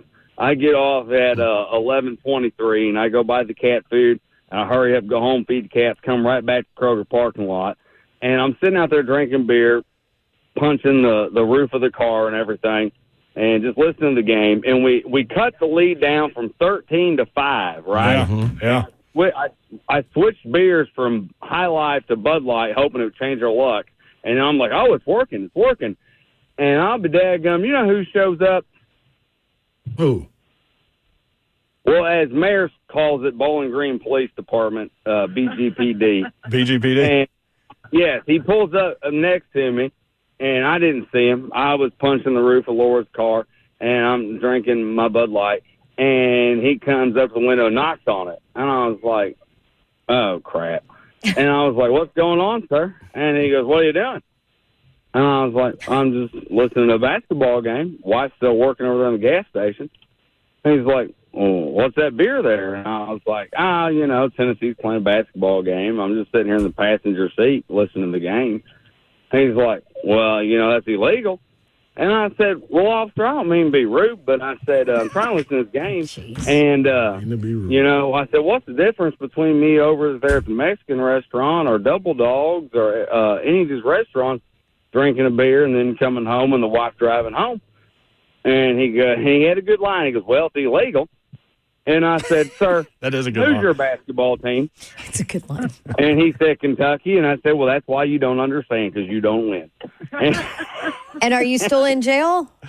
No. When I said that Your one phone call will be to us if that ever happens during the day. If that ever happens, you better call. Absolutely. It'll be.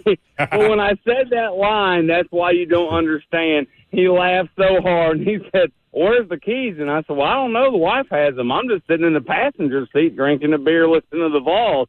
And he laughed so hard. He said, you know what? I'm going to act like I didn't see this. If I see this car driving, I'm taking you to jail. And so obviously I didn't drive anywhere. But Big Slayer, are you with me? I'm right here, baby. We may be number 2 right now, but you know who's going to finish number 1? The Vols. Rocky Top, get him on! Rocky Top, Tennessee! Babs, you're going to make it to the Elite 8. You're going to be fine. Tennessee's going to win the championship, and you can't beat them up with a broom. Let's go, Big Orange! There he goes. He's Reese. Somebody said day drinkers. Yes. And Jael said day and night drinkers. That's very Well, true. he goes to bed early. He's got to wake up at 3:54 in the morning or whatever he said. That's why he sloshed by 3. Yeah, Ramon Foster, Reese, I ain't gonna lie, I would have arrested you right there. I would have arrested him. Yeah, if the car's on, DUI. I don't care where you are in that car. Yep, doesn't matter. They passing one-liners back and forth. In Kentucky. I love it. So he's got Auburn in the Elite Eight. That means that they'll lose to Ole Miss, North Carolina, Iowa State, Lipscomb, Marquette, New Mexico, Michigan State, or Bryant University. Oh, okay. I did see highlights of Bryant. I forget what conference they're in, but I saw their championship game highlights. Yeah. Those dudes, were throwing it down, dunking all over the place. We need to get a dunk on this. You know something about that. There's going to be one at San Antonio. It sure will. Guess we can't talk about that yet. I think, I don't know.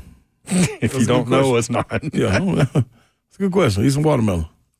They'll play Michigan State. Mm-hmm. Tom Izzo, 27 straight years in the tournament. He always finds a way. 615-737-1045 if you want in. We'll talk about Vanderbilt and their matchup with St. Mary's next. 3HL 1045 The Zone.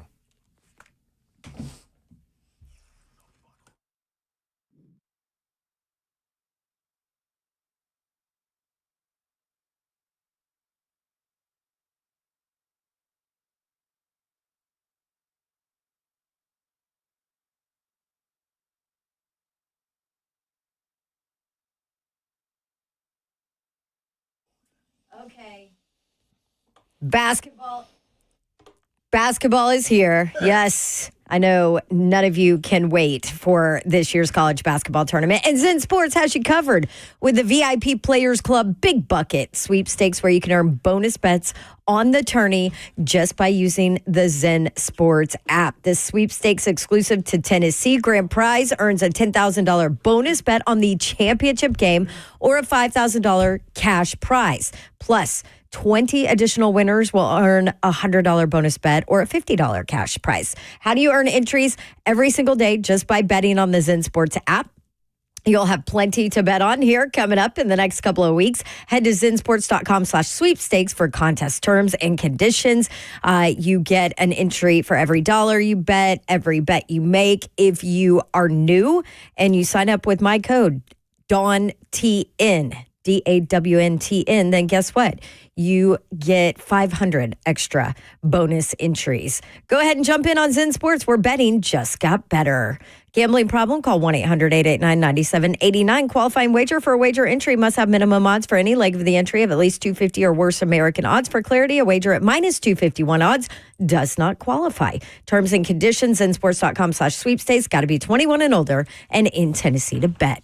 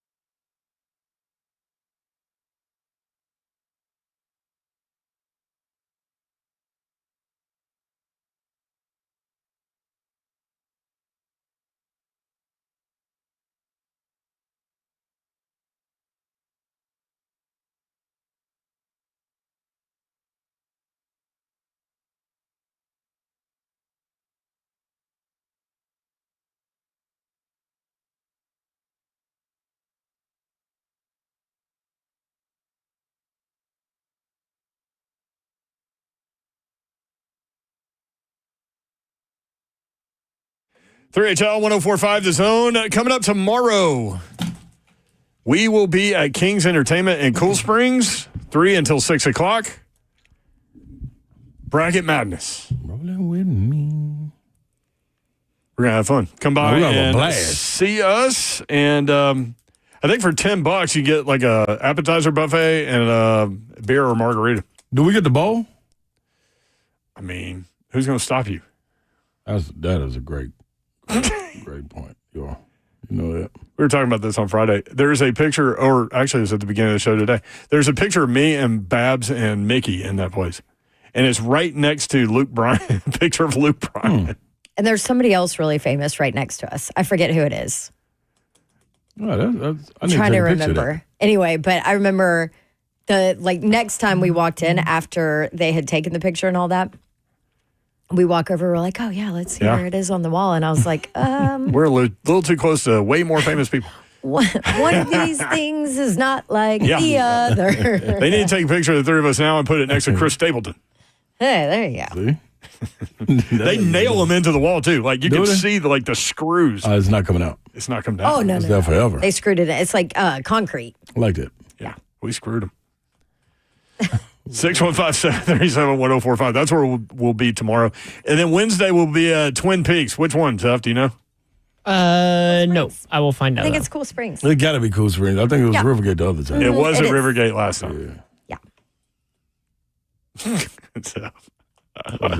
Didn't you have a stat that you wanted to throw out there? Yeah. So over these last couple days, that 2019 LSU team has been getting some love in the NFL with Jamar Chase and now Derek Stingley getting contract extensions. Stingley got paid in Houston. So so four of those players from that 2019 LSU team. So Joe Burrow, Jamar Chase, Justin Jefferson, Derek Stingley.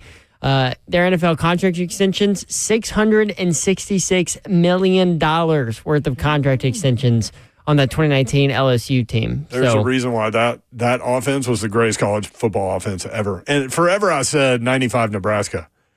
And I ran into a guy that played for Florida the year they lost big to Nebraska, and he was like, it was Tommy Frazier, and he was like, yeah, that was the best offense. I'm like, I don't know, man. Joe Burrow and that crew, they were going to light anybody up. And they're showing it in the NFL.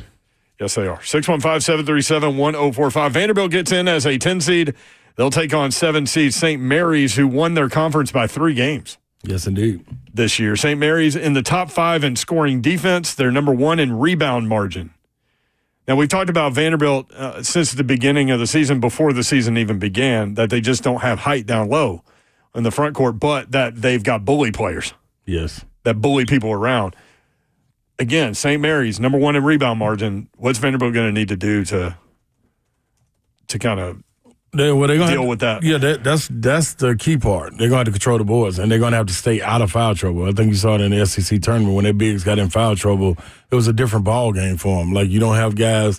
Not only do they do a great job of bringing energy and being able to get easier baskets inside, but they do a great job of running in transition and setting screens too, getting the guards open. Jason Edwards needs these guys.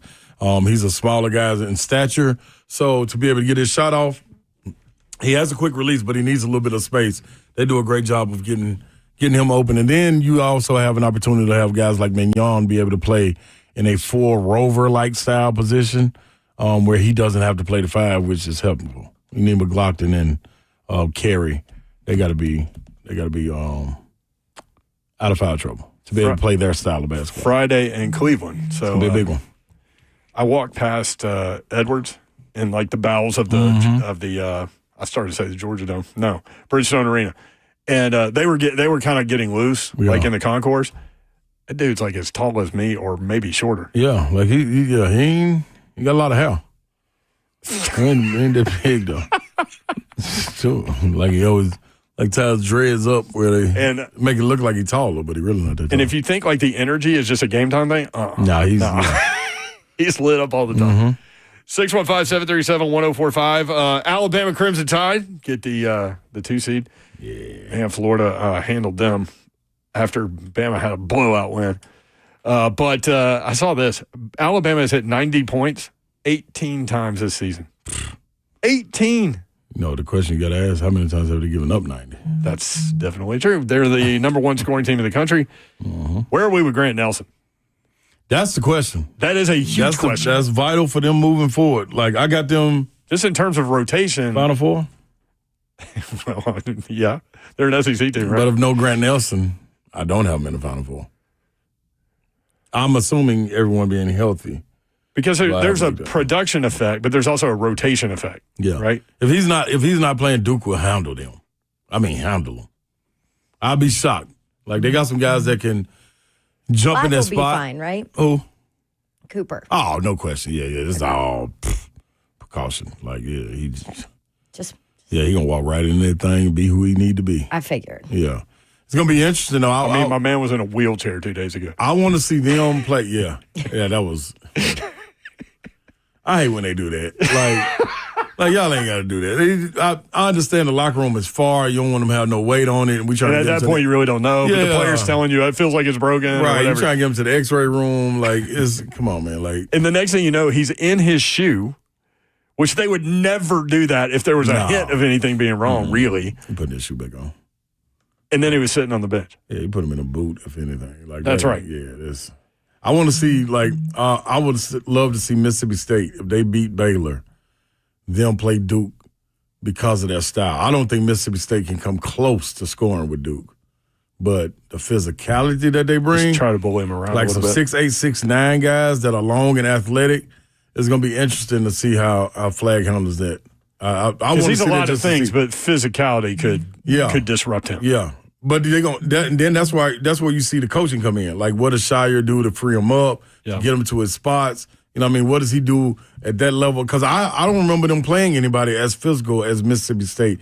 Clemson a little bit, and Clemson beat them. So, you know what I mean? Kentucky a little bit early on, but that was early in the season. Kansas ain't that physical. Kansas was just playing well. But at the time, they really dropped. Like Duke, I want to see, Flag, like, this is going to be interesting, especially how they officiate the game, too. They protect them. Now, there's one thing you got to keep in mind, too. They want the stars to make it as far as possible. Keep that in mind. Just saying. You think CBS has something to do with some stuff? Just saying. Stars. People equal come ratings. Stars. That's right. Just saying. Georgia plays Gonzaga in the 8-9 matchup. Georgia looking for their first tournament win since 2002. Mm-hmm. Gonzaga has been to the Sweet 16 9 straight years. Winner gets number 1 seed Houston on Saturday.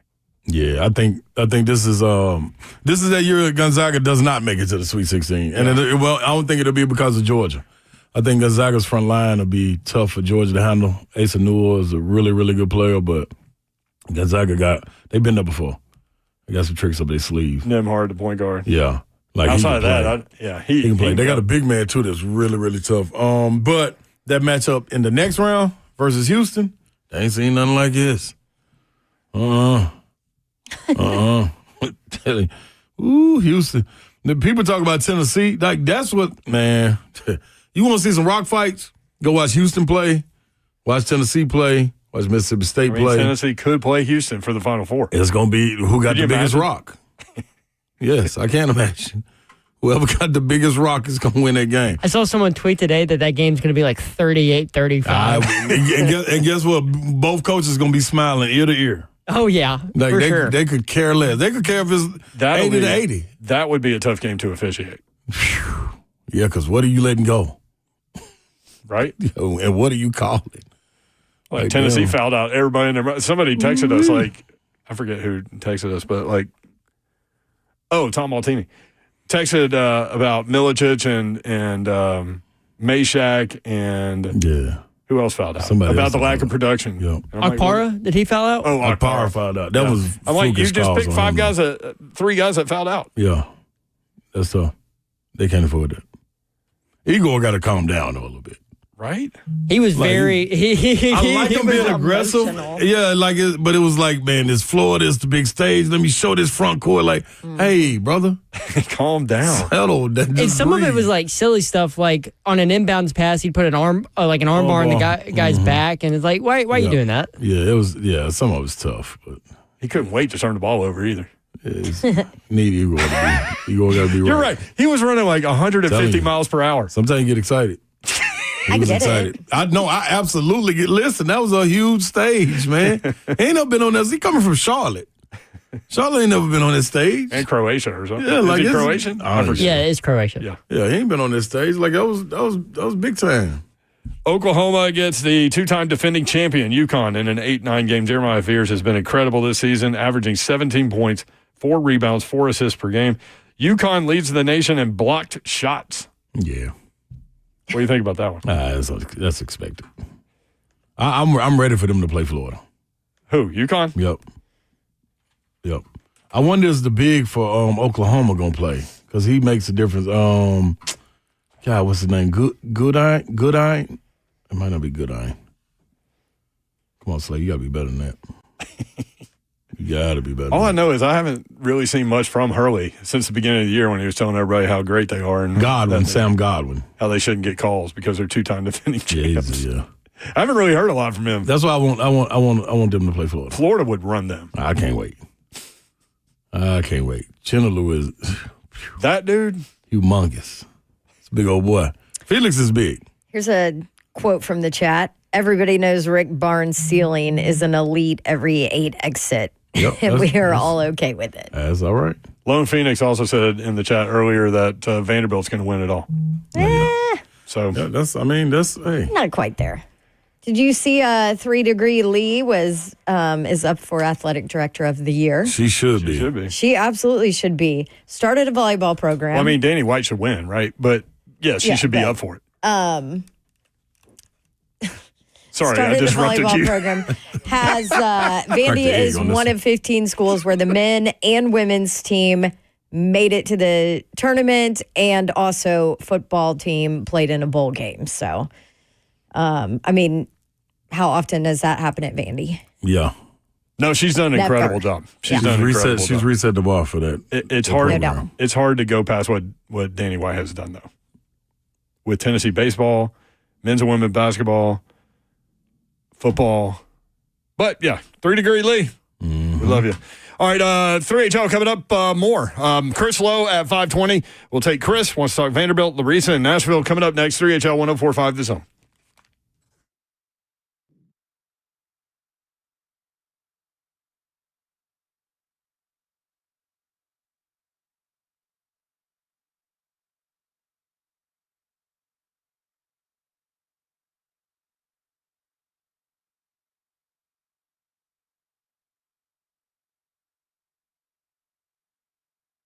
Dickens Turf and Landscape Supply, that's where you need to go to get that lawn looking great this spring. DickensSupply.com. Trey Hartsook is here with more.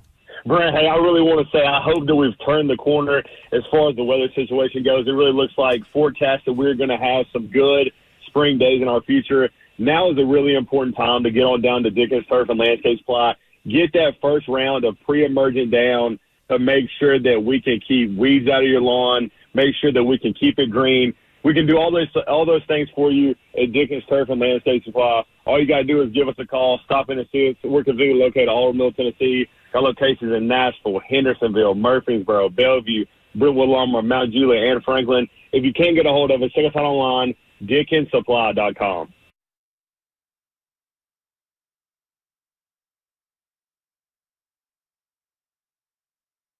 Did you know you're overpaying for your health and wellness products? With over 20 company-owned brands offering its members vitamins, supplements, wellness, and skincare products, you're able to save up to 70% off retail. Members Nutrition can't change your life, but we can change the way you live.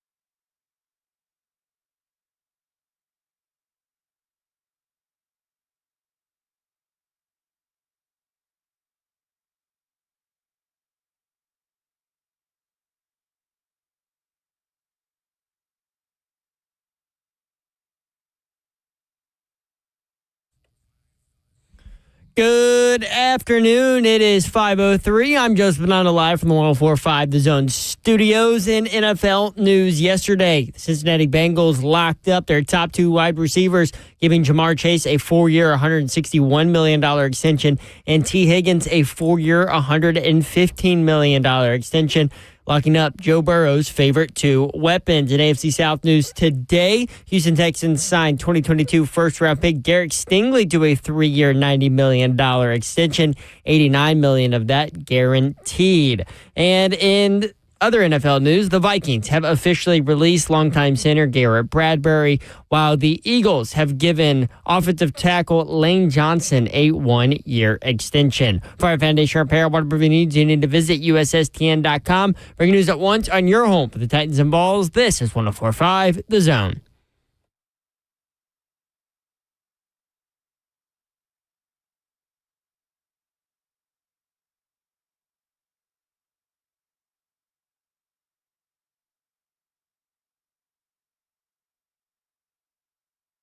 HL 104.5 The Zone, Monday, March Madness Monday. That's where we are here on The Big Show.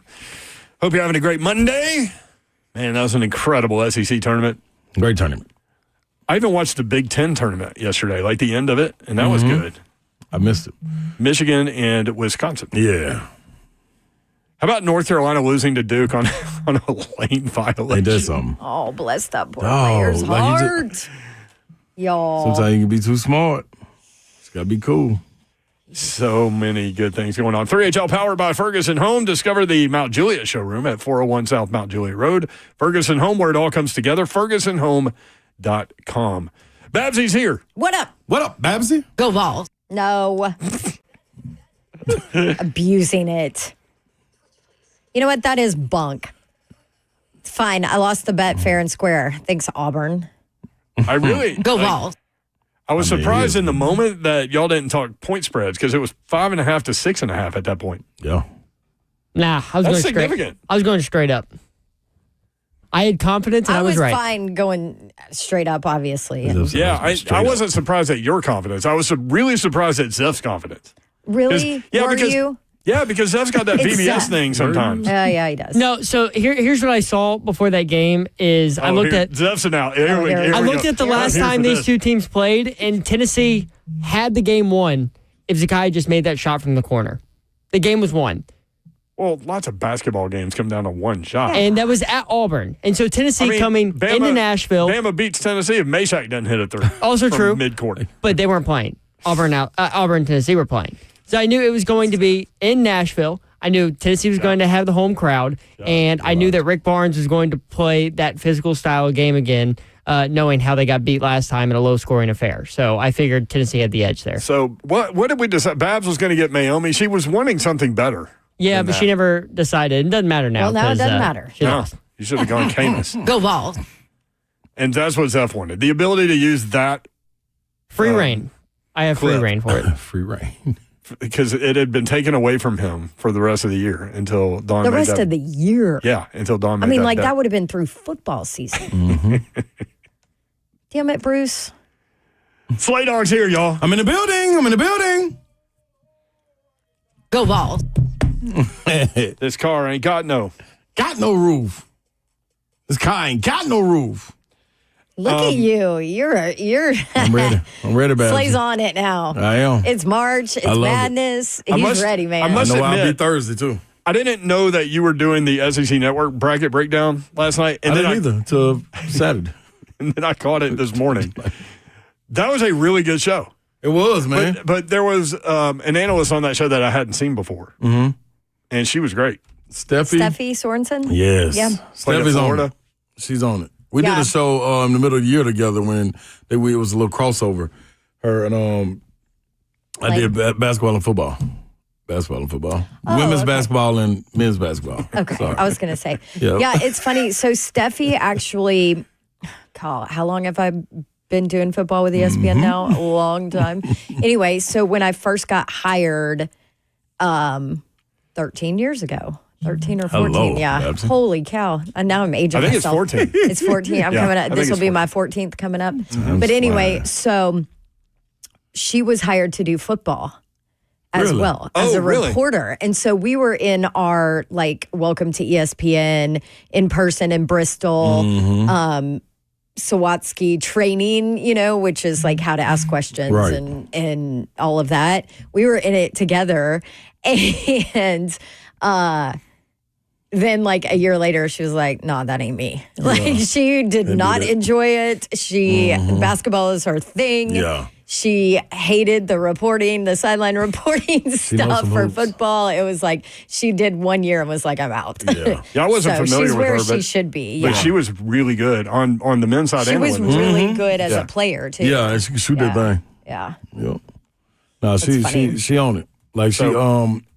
So when we got the list of the talent who was going to be there, it was like, man, you got any ideas or anything, just send them through. You ought to see what she sent.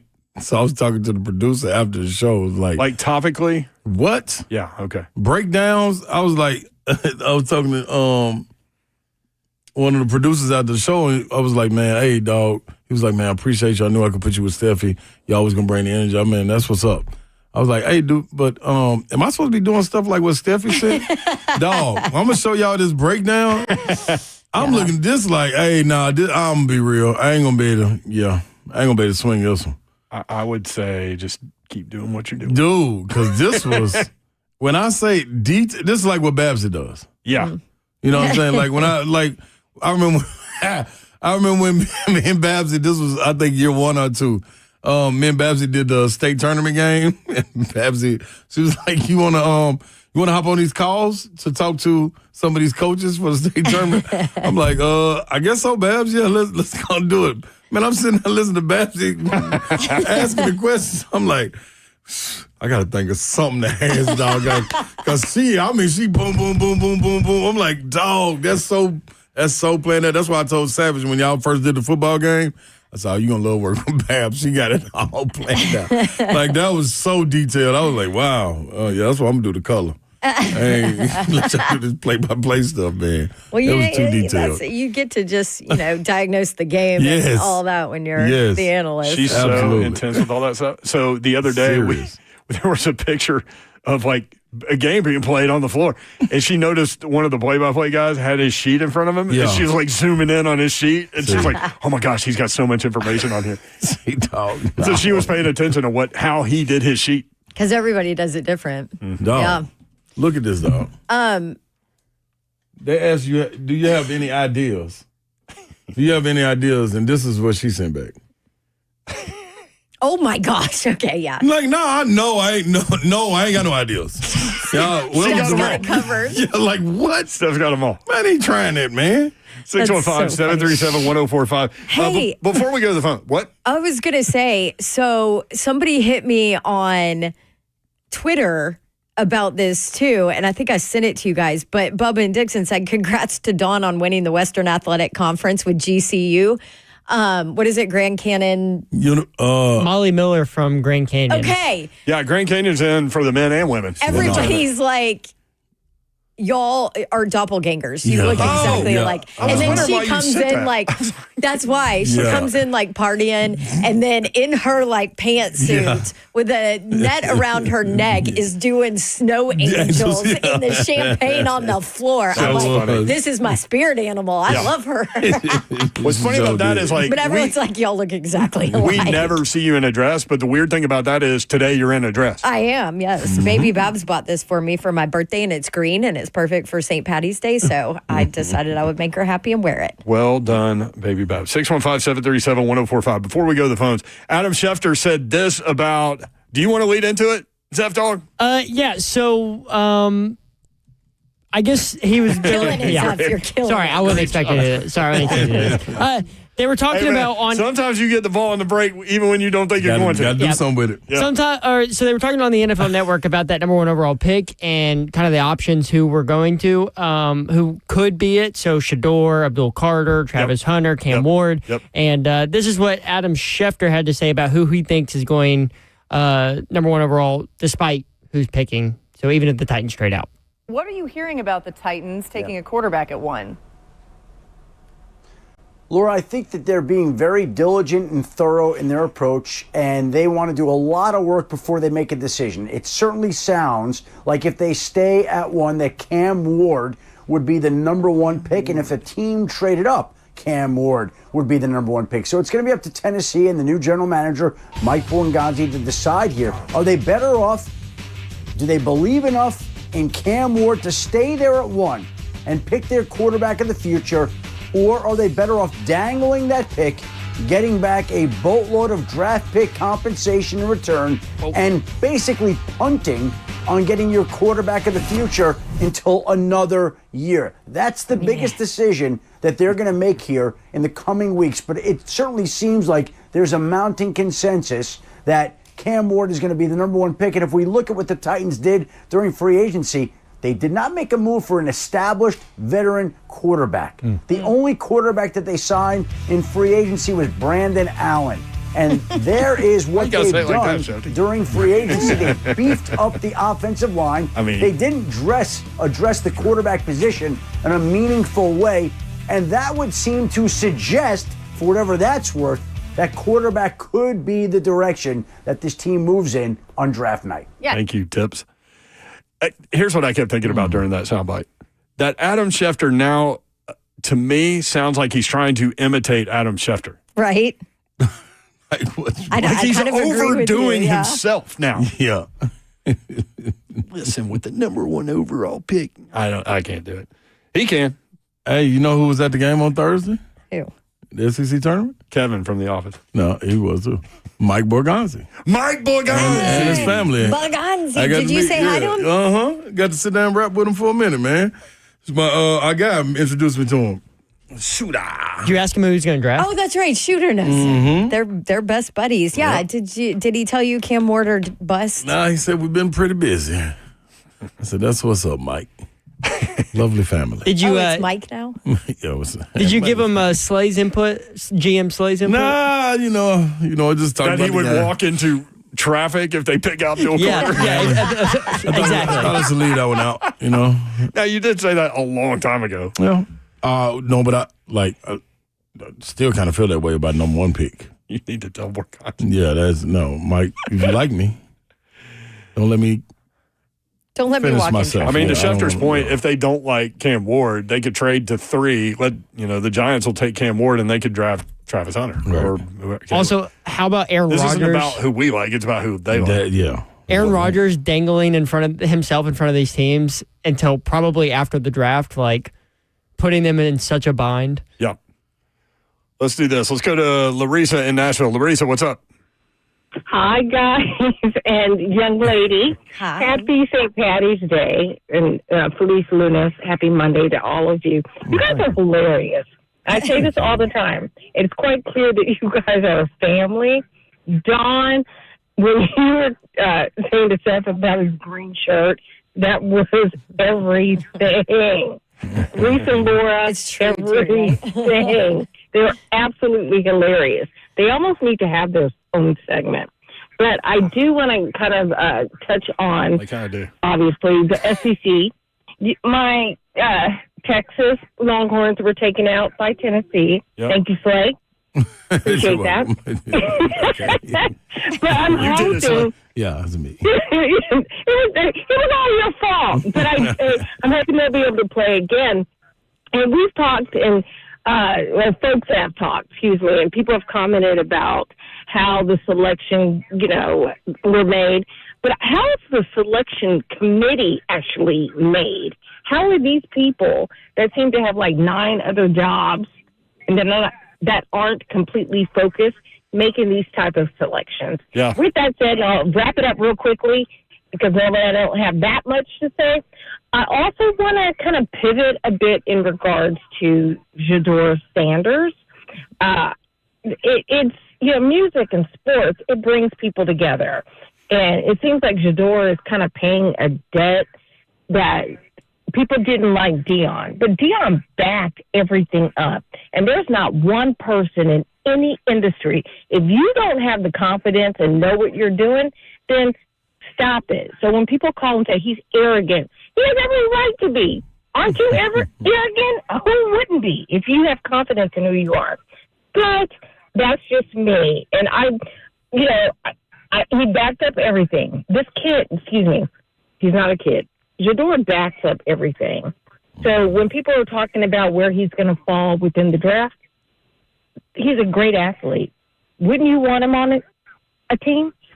Yeah, I don't think I push back whenever. That was a lot. I know. No, I had to get it in. I'm with you, Larissa. Thank you very much Thanks, for calling Larissa. and for the kind words. But I think we all do push back on that arrogant label that some people have for him.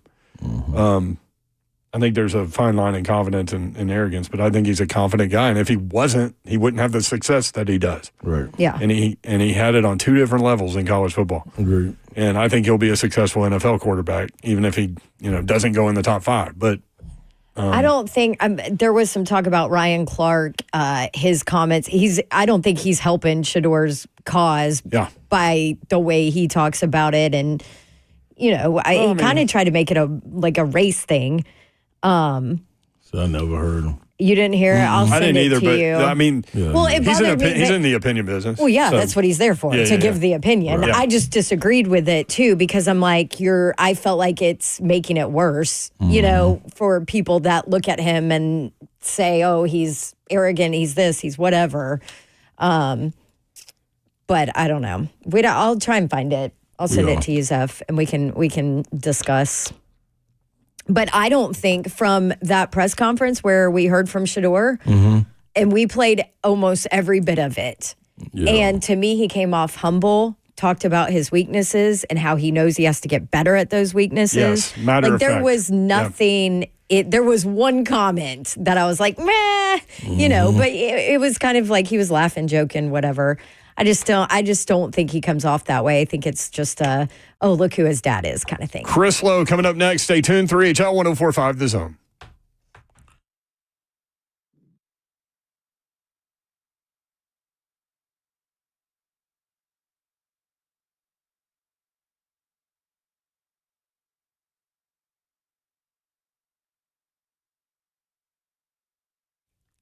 Can you take the power of your home internet almost anywhere? Well, with Xfinity, you can. Do more of what you love in the places you go the most with internet and mobile together. Xfinity built a network that's 99.99% reliable. Pretty good percentages there, huh? Plus, Xfinity Mobile has Wi-Fi Power Boost, giving you ultra-fast Wi-Fi at home and on the go. Get the same reliable network in the places you need it most. Coffee shop, line at the grocery store, or at the game. We all know that you need reliable Wi-Fi in those busy arenas, all to power more of what you love. Whether you're a gamer, you're streaming, or you're working from home, whatever you're into, you'll love how fast you can do it with Xfinity Internet and mobile together.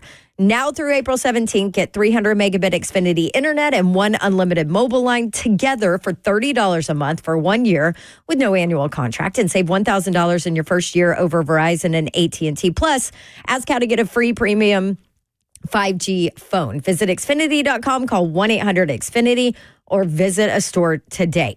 Requires paperless billing and auto pay with stored bank account. Restrictions apply. Equipment, taxes, fees extra after promo. Regular rates apply. Actual speeds vary. Savings compared to Verizon 5G Internet plus one unlimited welcome line and AT&T Internet 300 plus one unlimited starter SL line. Xfinity Internet required. Reduced speeds after 30 gigabits of usage per line. Data thresholds and actual savings vary.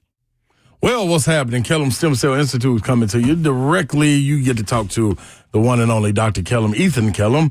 Right there when you set up your consultation, 615-850-4415 is the number you're going to dial. Your body, your cells, your solution. Now, your body stem cells are your healing cells. It's your body's own healing cells. They're harvested and redeployed based on your needs. Stem cells attack the inflammation in your body, and we know that all autoimmune disorders derive from inflammation. So when you're walking up those steps or you're trying to take a little walk around the neighborhood and you start to feel that little burning sensation in your knees, your joints, your pain, and your back, all of that can be alleviated. All you got to do is go to Kellum Stem Cell Institute and get your body to work for you. It's real easy, man. 615-850-4415. Congestive heart failure, lung issues, autism, arthritis, anything up under the sun, man. Your body needs something to fight, and you've got it in you. It's your body. It's your cells. Your solution. Kellum, Kellum, stemcellinstitute.com.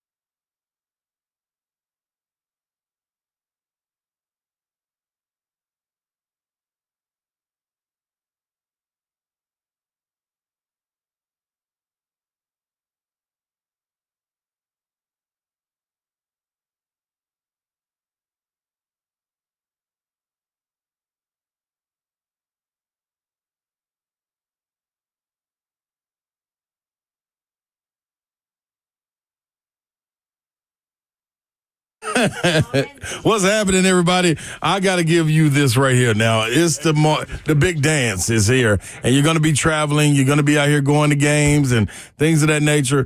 Well, you want to be prepared because when an accident happens, you never know. It can change everything, boom, in an instant. And that's when BDIL comes in. Who is that? That's Bart Durham Injury Law. A car wreck can throw everything off, your job, your bills, your peace of mind, or the games. You can't go there anymore. Why? You ain't got a car. That's when you need my good friends over at Bart Durham Injury Law. Blair Durham and his team have been fighting for folks in Tennessee for years, making sure insurance companies pay up.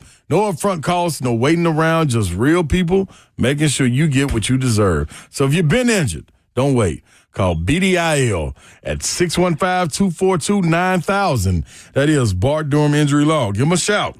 615-242-9000. They're here 24/7 and ready to fight for you.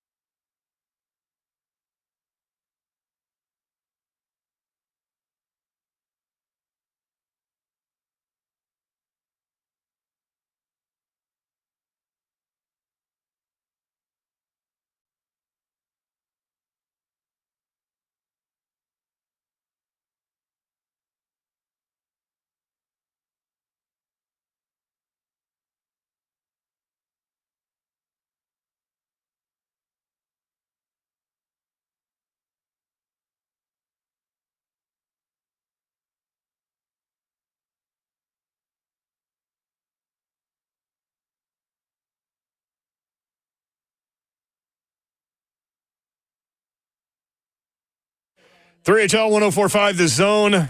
I forget who said it in the chat, but somebody was like, why do we celebrate St. Patrick's Day? And I was like, that's a really good question. I'm going to look it up. Oh, you got an answer? Yeah, but I'm going to do it at 5:45-ish. Is it the right answer? It's interesting. I mean, it's from Yahoo Life. Oh, that should be. Should be all right. Mm-hmm. We saw this guy at the tournament, Chris Lowe. Joins us now from CeeLo. ESPN.com. Stopped by the table on Friday. Low back CeeLo, not what's working, up? Man. So, what did Slay and Dawn have a bet on the semifinal game? Yeah, she'll wear my jersey. She'll be in my jersey tomorrow to make up for a bet from once before. No, you were sitting there when it happened. I think it was Zeph and Dawn had a bet. And so Zeph That's gets. right, they did. Yeah, Zeph had been eliminated from losing a previous bet for playing Babsy saying go Vols. Go Vols. And now he has the ability to once again do that. That was if you're wearing a jersey, Dawn, you got to wear the headband too. Yeah, exactly. It's a whole, it's just a whole shindig. I told her I was giving off until. I'm gonna give you a fresh. I got an orange one too. Oh, yay! This is stemming from the Lady Vols Auburn game. Is that right? Yes, it that is. was a long time ago. Yeah, but listen, had I've lots been of moving bets, around, CeeLo. and there's a whole lot going on. Bruce's guys didn't help me out this weekend. Well, and not just any headband either, but one of his old smelly ones he hasn't washed. Oh, that'd be great right there, CeeLo. Gross. I love that one. I like that one right there. Chris, you said on Friday Florida's the best team in the country. And then they went out Saturday and smoked Alabama, went out Sunday and smoked Tennessee. How good is this team? Well, they're deep. I mean, I know I'm being Captain Obvious here, but they can run big guys at you. I mean, they take one 7-footer out of the game, they bring another 7-footer onto the court.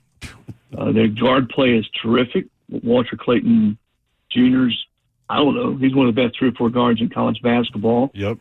And then you've got guys like Aberdeen who make big shots. I mean, the shot he hit, I think Florida wins the game, but the shot he hit at the buzzer in the first half, I thought was a big play that, to sort of change the momentum. I kept thinking about that shot when Tennessee came at Florida a couple times in the second half and cut it to 5, and I'm like, without that 30-footer, it'd be 2-point game.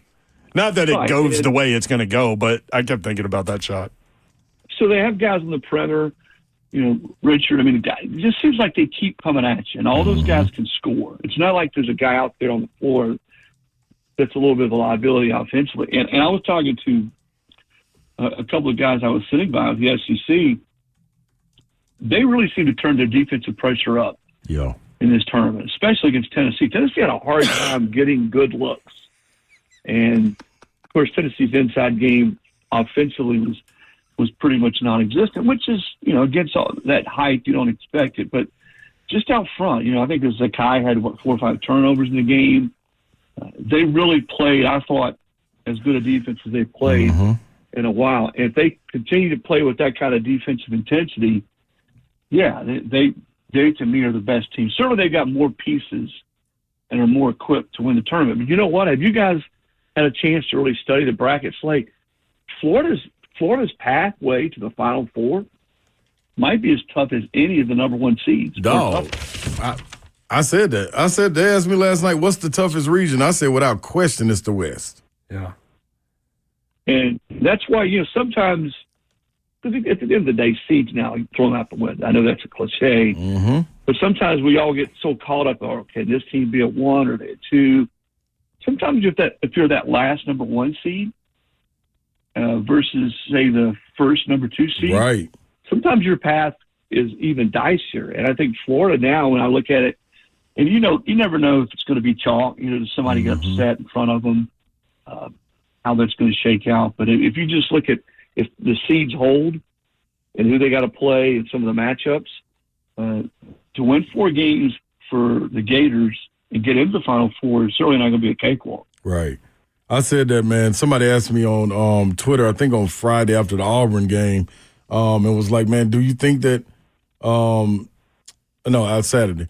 Do you think if Tennessee beats Auburn, then they kind of lock up that number 1? I was like, man, honestly, in my opinion, I'm comfortable where they are in number 2. Leave them right there in that 2 spot. I would much rather see a rock fight if it went chalk with Houston than I would in another bracket like that. So going back. And I agree. Yeah. I think that the when Tennessee beat Auburn, Dylan's alma mater, on Saturday, you knew they were locked in as the top 2 seed at worst. Right. Yep. And that's really hard. You mentioned Houston. We'll see if they get to Houston, Tennessee. You're talking about 2 teams that mirror each other. Right. Two coaches, Kelvin Sampson and Rick Barnes, who are basically the same person, the way they coach their teams and what they believe in and demand defensive excellence on every pass.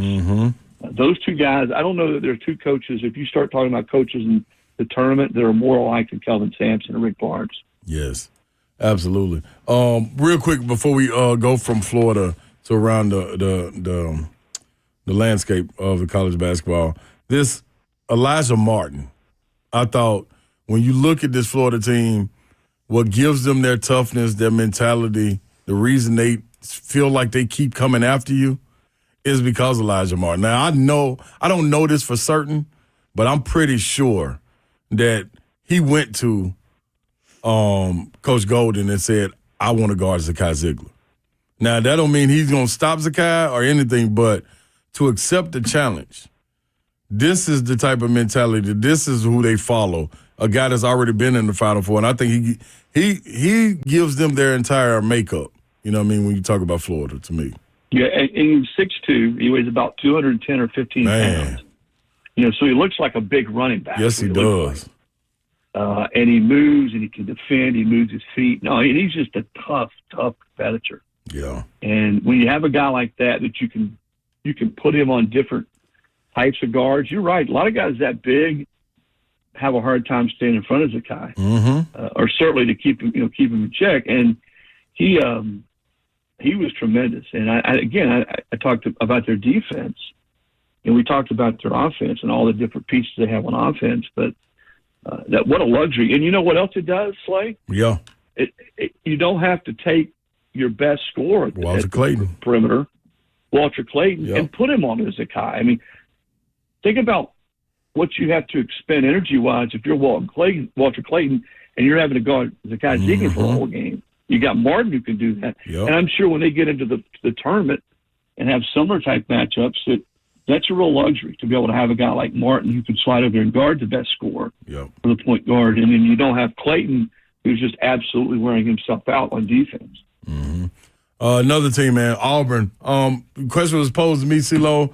Am I worried? You may differ. I was saying I wasn't worried with Auburn losing 3 of the 4 walking into this. I'm more worried about Auburn being whole rather than I am will they compete at a level. When I say being whole, I'm talking about Baker Mazar doing something wild and being ejected from a game or doing something silly and Definitely getting a tech at the wrong time. But other than that, them playing, I'm not worried about Bruce being able to find wrinkles or anything for them.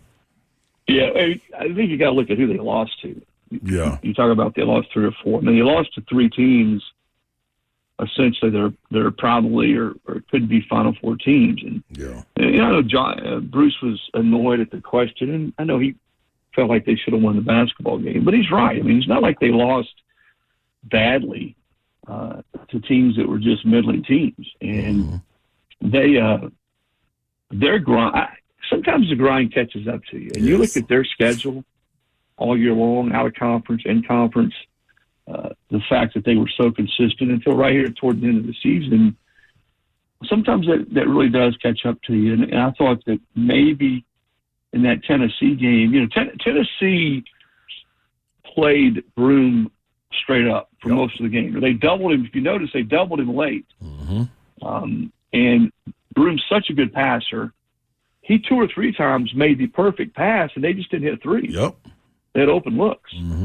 And when they didn't double him, he was automatic inside. Now, he's got to hit his free throws because teams are going to hack him. I guarantee you if it gets close. And I do think when it's crunch time, he will make his free throws. But it will be interesting to see what teams do with him in the tournament. Do they double him? Do they switch? How much do they mix their defenses? Or do they play him one-on-one? Because if you double him, typically he's going to make the right pass. He's going to find the guy that's open. And a couple of Auburn's guys who have hit threes all year long, you go back to the last 5 minutes of that game, they did not make open looks. I think with the rest, some time off, those guys knocked those jumpers down, I would say, for the most part in the tournament. At least Don Davenport hopes they do.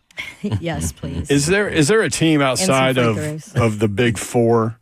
Like, it's interesting, 14 teams, it's a record, well documented, get in from the SEC. But 3 of the 4 of the 8-9 games include SEC teams. So that's interesting that they did that. But is there a team outside of the top 4 in the SEC that you think can make a run? Well, I've liked Missouri all year long because they can score. I love the way that team takes on Gates' personality and how tough they are. I mean, that's a team, and we talked about this on your guys' show 3 or 4 weeks ago. That's a team I don't want any part of on a neutral court. Yes. In a one-and-done situation. I think they're a team. And we'll see. What does Boogie do? How healthy is he? For Arkansas? Yeah. Because if he is, when you add him to the mix, and he's going to give you 16, 17, 18 points with his ability to create and do things. I mean, that's a huge boost for Arkansas. Now, they're going to have to go through a tough pathway. And I think Kentucky always, and the injury issues with, Jackson being out, looks like they're going to get Butler back. I know Pope was really encouraged there in Nashville about his ability to be pretty close to full strength in the playoff. But if they shoot and make shots, again, they've got guys outside too. They just got to get their guard play in the tournament, missing who they were missing when they go up against we saw the Alabama game. They just were not able to match up at the guard position. If they get, Butler's healthy and they make shots, they're another team that I think have a chance. Because, if they get to Indy, which you're looking at a potential Tennessee-Kentucky Sweet 16 game, they'll be blue from as far as you can see, from Lucas Oil Field to the other side of Indianapolis. I mean, Kentucky fans will travel like crazy.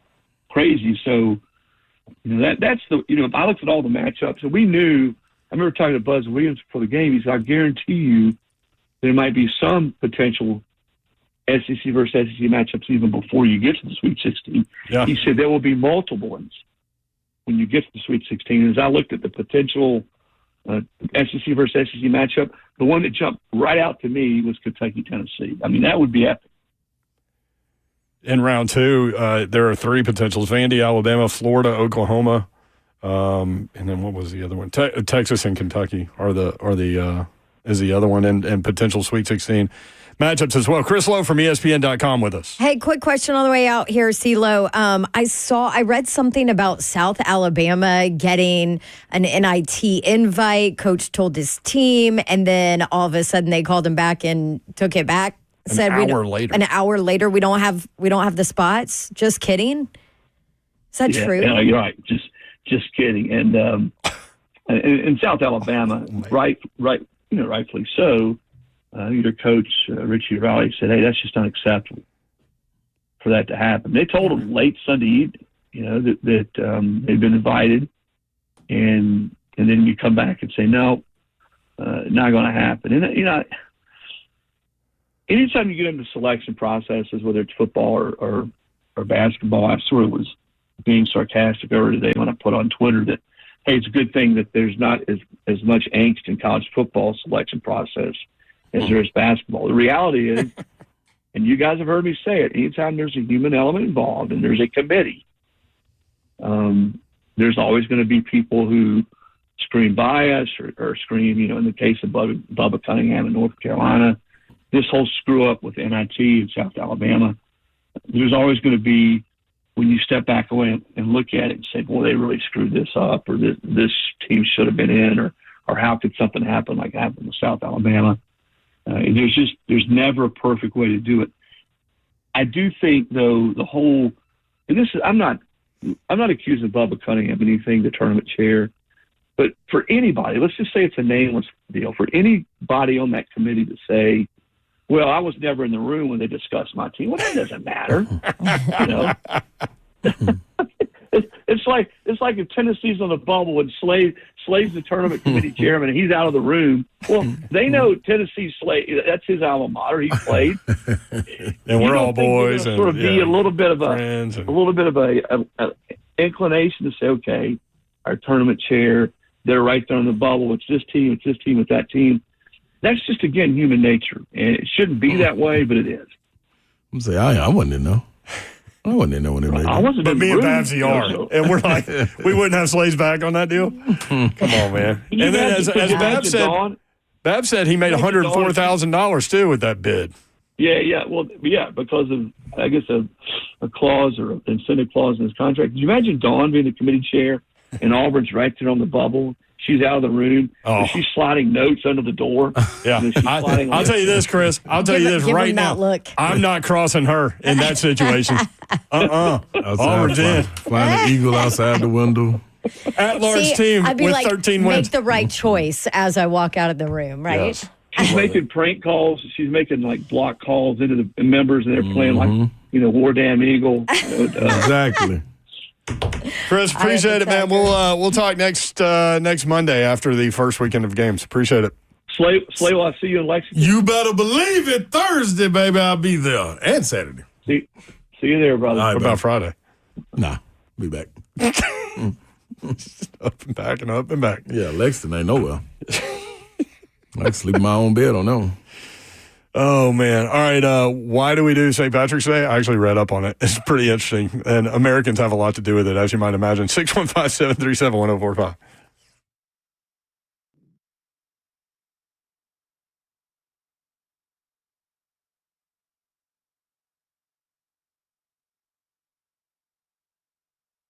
Twitch, please. What's happening, good people? Now, listen, BrentwoodJewelry.com is coming to you at 7012 Church Street East, located right there in the heart of Brentwood, just off Franklin Road. Exceptional style, exceptional deals every single day for over 50 years. Now, why would it change now? You want them to take all that goodness away? They're not.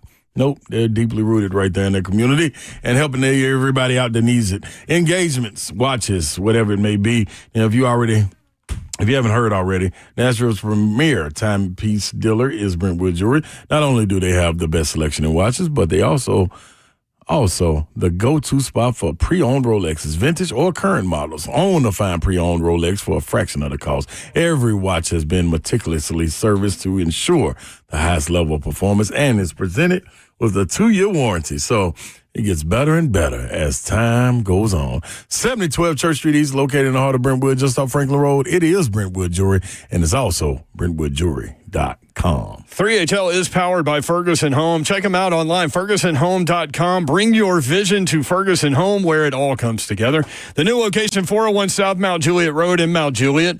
You need to check them out there. Also, Powell Avenue in Nashville, New Salem Road in Murfreesboro, West Dunbar Cave Road in Clarksville, Lovers Lane in Bowling Green. Hinkley Lighting, inspiring radiance in 2025 with exceptional lighting and ceiling fan products that are superior in design and quality. For those contractors, interior designers, and multiple project managers, discover a new way to shop at Ferguson Home. Stop into the showroom and see and feel what you are looking for before the installation. Ferguson Home has the largest selection of products and the top brands to help you finish with a finished product that your client will love. Again, check them out online, FergusonHome.com. Bring your vision to Ferguson Home, where it all comes together.